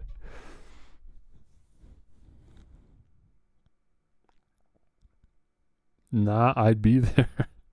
I'd lose all 200 however many subscribers except you. It'd be tough. It'd be a tough transition. It makes me want to just make a new channel, start from scratch. Then I'd be much less self-conscious or embarrassed about it. But again, I've just done this so many times, man. And it's gotten to a point now where I've even seen, like once or twice, I've seen YouTube comments or something of people saying like, "Why do you make a new YouTube channel? Just post what you want." If that's true, then I guess I shouldn't worry about it, and I'll just change the content that's on Spiky Gaming, I guess, bro. But I'm not. I don't love it, man. It does. This feels like this should be a change that warrants a new stream or a new channel, doesn't it? This feels like a big enough change that warrants it. But I also I don't even have a big enough audience to carry over there. Like no one. I'd be starting from zero again. I've started from zero so many times. I'm sick of starting from zero. Okay, I thought about how I can turn music into content as well. Again, it is sad that I've got musical experience and I can't find a way to integrate that into this content at all. But what would I do? There's nothing. These are incompatible. There's nothing here. I can't turn my music experience into content other than basically the one thing I already tried and then gave up on immediately, which was just trying to upload videos maybe once a week of me converting a sample pack into a song. I don't know. I just can't do it, bro. I can't do it. I'm just so beat. I'm so exhausted. I'm so just unmotivated to do anything music related anymore. It's just not here right now. At this point in my life, when I'm thinking about what I want to do in the future, I don't see how I can even talk about music when I'm just this distanced from it. I feel like I haven't been this distanced from it for a long time. Especially after all the... Dude, did I show you? Oh, man, this is so sad, dude. I shouldn't even be sharing this on stream. Never mind. I'm going to pull up the spreadsheets and show you. But you got to see, where my head's at. And just, again, why I'm even making the stream that I'm making. It is just insane. The amount of time that I waste, bro.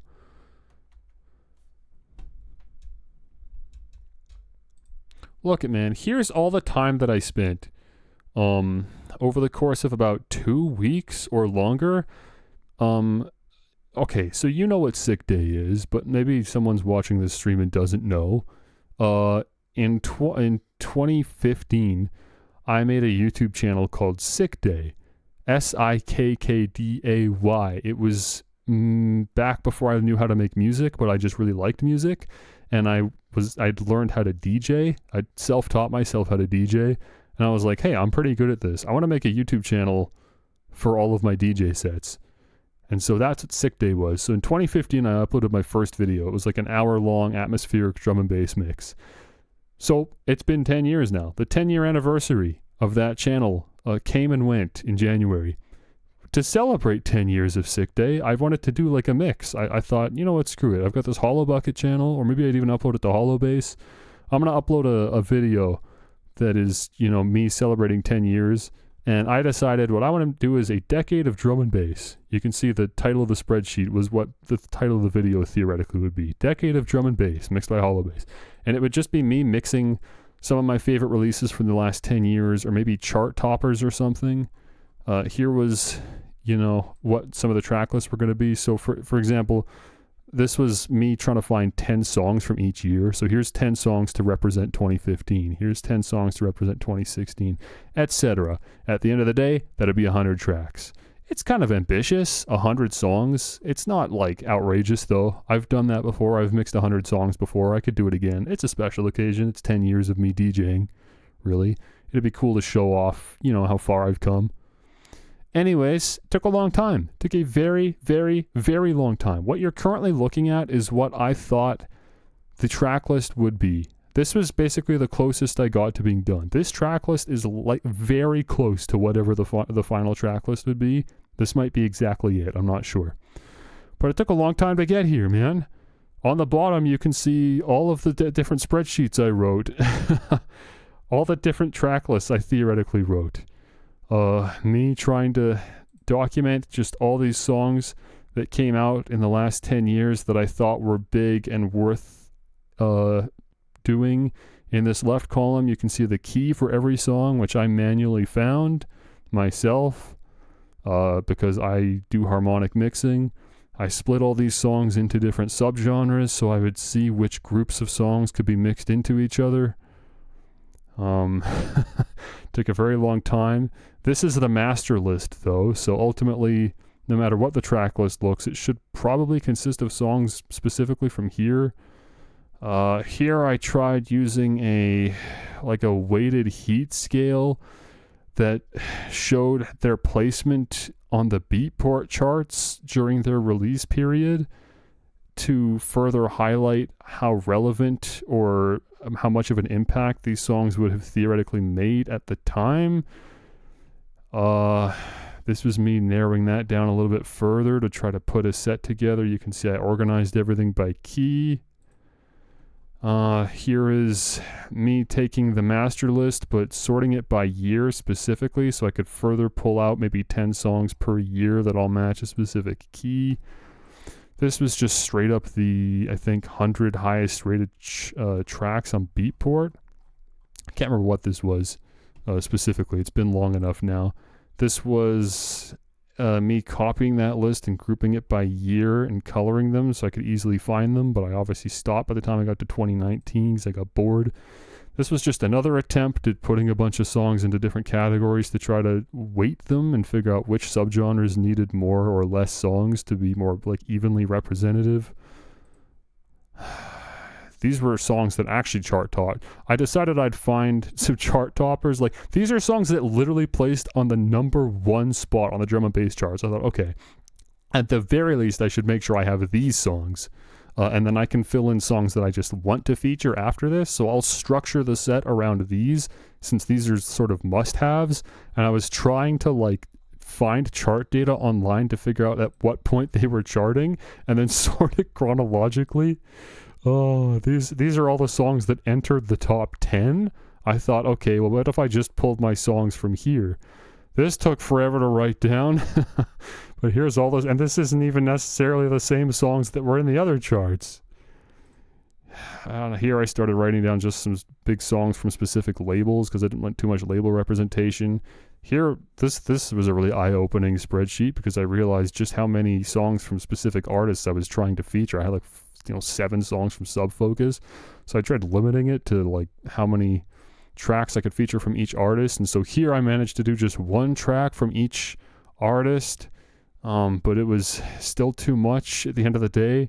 because there's Break there. There's Break and Total Science, which I counted separately. There's Break again, but this is a remix by Break. But even then, that's still 3 songs just by Break, which is too much if I'm only featuring 100 songs to represent an entire decade. Here are songs that I handpicked completely separately, disregarding like their chart influence or anything. And then here's like a text description justifying why I picked those songs and what they represented to drum and bass. Dude, I can't keep going. Listen, it just goes on and on and on. I spent weeks doing this. Where's the set? What did I do? If I spent all that time, surely surely this resulted in something if I put this much time into it. Nope. No, nothing happened. I just wasted hours every single day after work on days where I wasn't working. Instead of doing something productive, I was doing this because I deluded myself into thinking that this was productive. So, that's why this is important. We got to do some planning this time. I can't be making that mistake again. I cannot put that much time into something just for it to result in nothing. So we need to really sit here, we need to plan, and this is why I have a problem.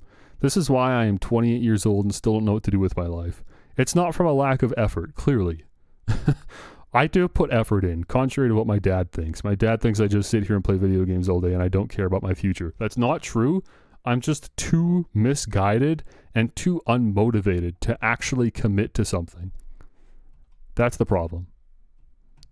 Okay, well, I don't know why this is going to be any different, but supposedly I'm going to commit to one of these 5 things. Well, look, at this point, I don't know if there's any point in still talking about this. I think we've covered everything.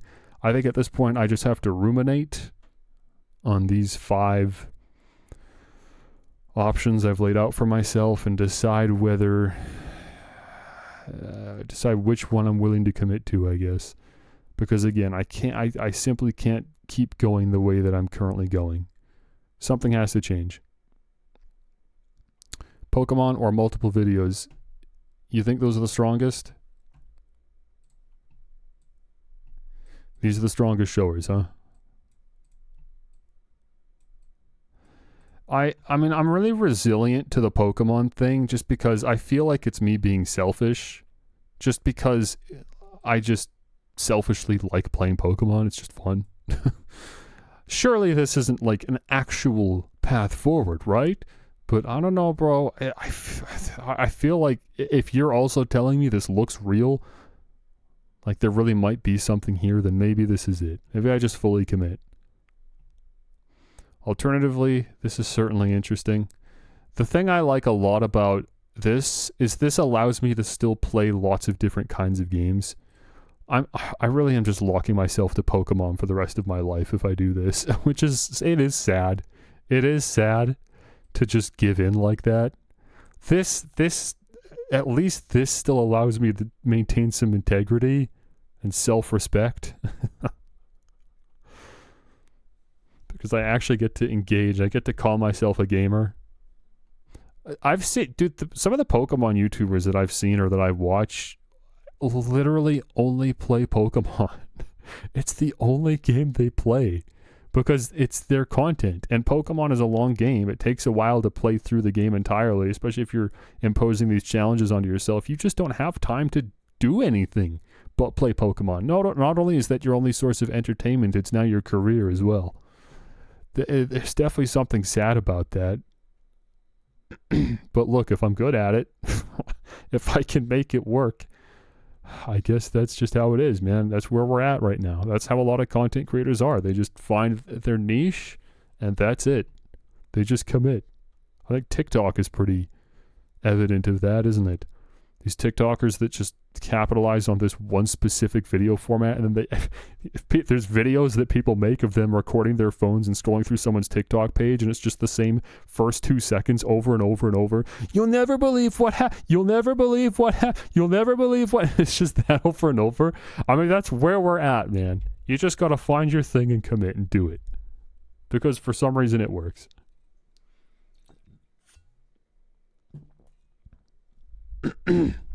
Kwebbelkop AI? I don't know how that's going. I remember that was a discussion that happened last year, I believe it was. I don't know. The news cycle sure is fast nowadays.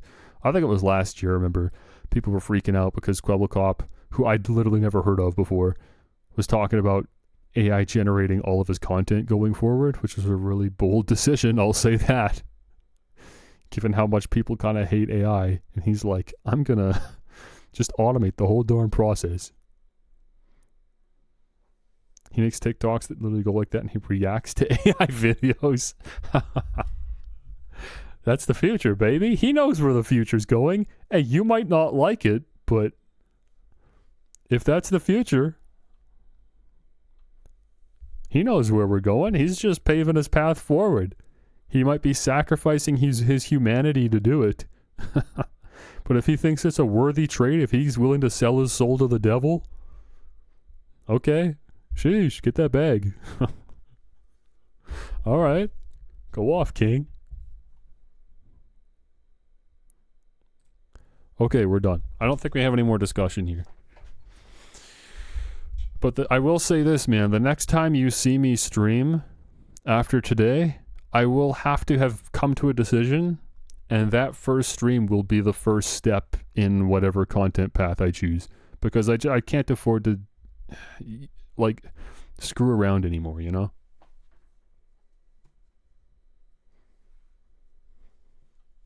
I can't be like, all right, well, let's at least just go play this Mickey Mouse game I was talking about, or Rift Apart, or go play the Pokemon Scarlet and Violet mod pack.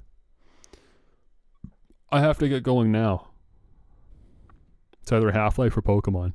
I mean, what do you think the first video should be then? If we were going to do the multiple streams thing, what would be the first game? You want to see Half-Life. But if that was the first video, I played Half-Life for the first time, do you think now's the time to do that? Do you think that would pop off? I honestly really think Hollow Knight needs to happen.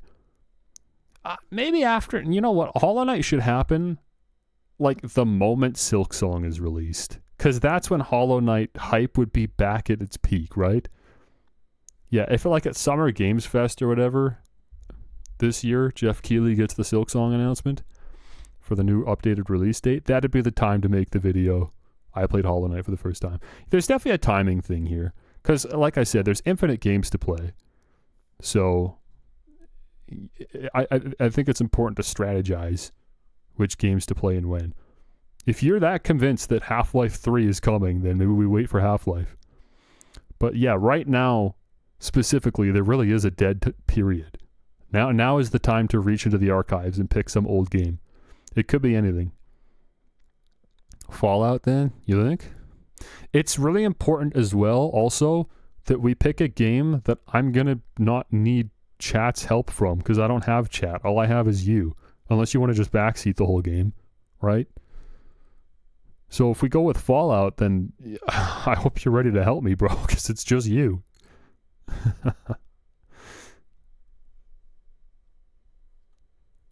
Yeah, I don't know. I feel like we're going to be stumbling through Fallout. The video is going to be trash. I got to wait on Fallout.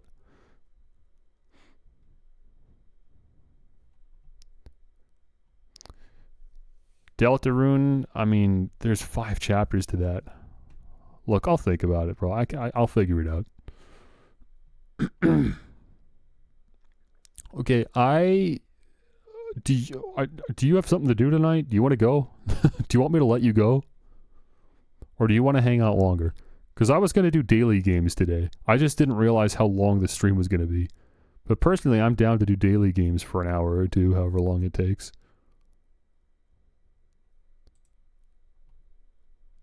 You go to sleep? Okay, it works for me. Hey, dailies, they're called daily games for a reason. We can do them every day if we want.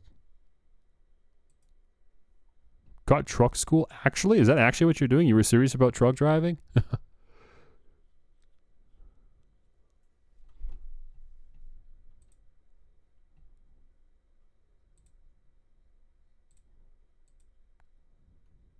Oh, my spikes are desynchronized. Now how am I going to fix that? There we go.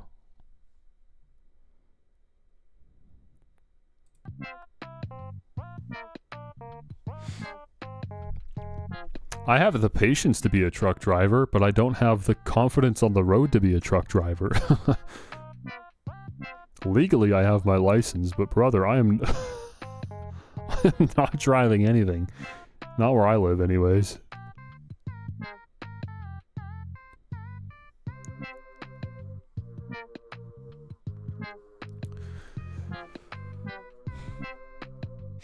When you're a truck, people get out of your way. Bro, I've seen videos online. You cannot say that. I've seen the amount of videos I've seen online. Bad drivers. They're everywhere, man. And they're just getting worse. Because it's not just bad drivers. It's distracted drivers. People cannot stay off of their phone, man. It's so bad, bro. People are just always on their phone while they're driving. I look out my window and I see the drivers. And I can see how many people are on their phone. It's illegal. They just don't care. People are so reckless on the road. I can't stand it. Okay.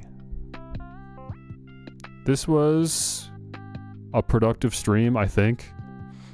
Again, I hope people watch this stream on the VOD channel so that they know what's going on, because, I mean, this is it, man. As of today, I'm committing to something going forward. Because, and I feel like I've justified my reasoning for doing so. Yeah, something's got to change. It needs to happen now. I gotta be getting serious, so hopefully something works out. At the very least, if I do choose to go the Pokemon route, then we'll get to just hang out here for the next month or so as I just burn through a bunch of Pokemon games really quick. So, we'll be able to ease into it a little bit. Okay, thank you for coming. Thank you for hearing my thoughts, and whatever, I don't know, I got nothing else to say. I feel like I yapped long enough today. Bye. Bye-bye.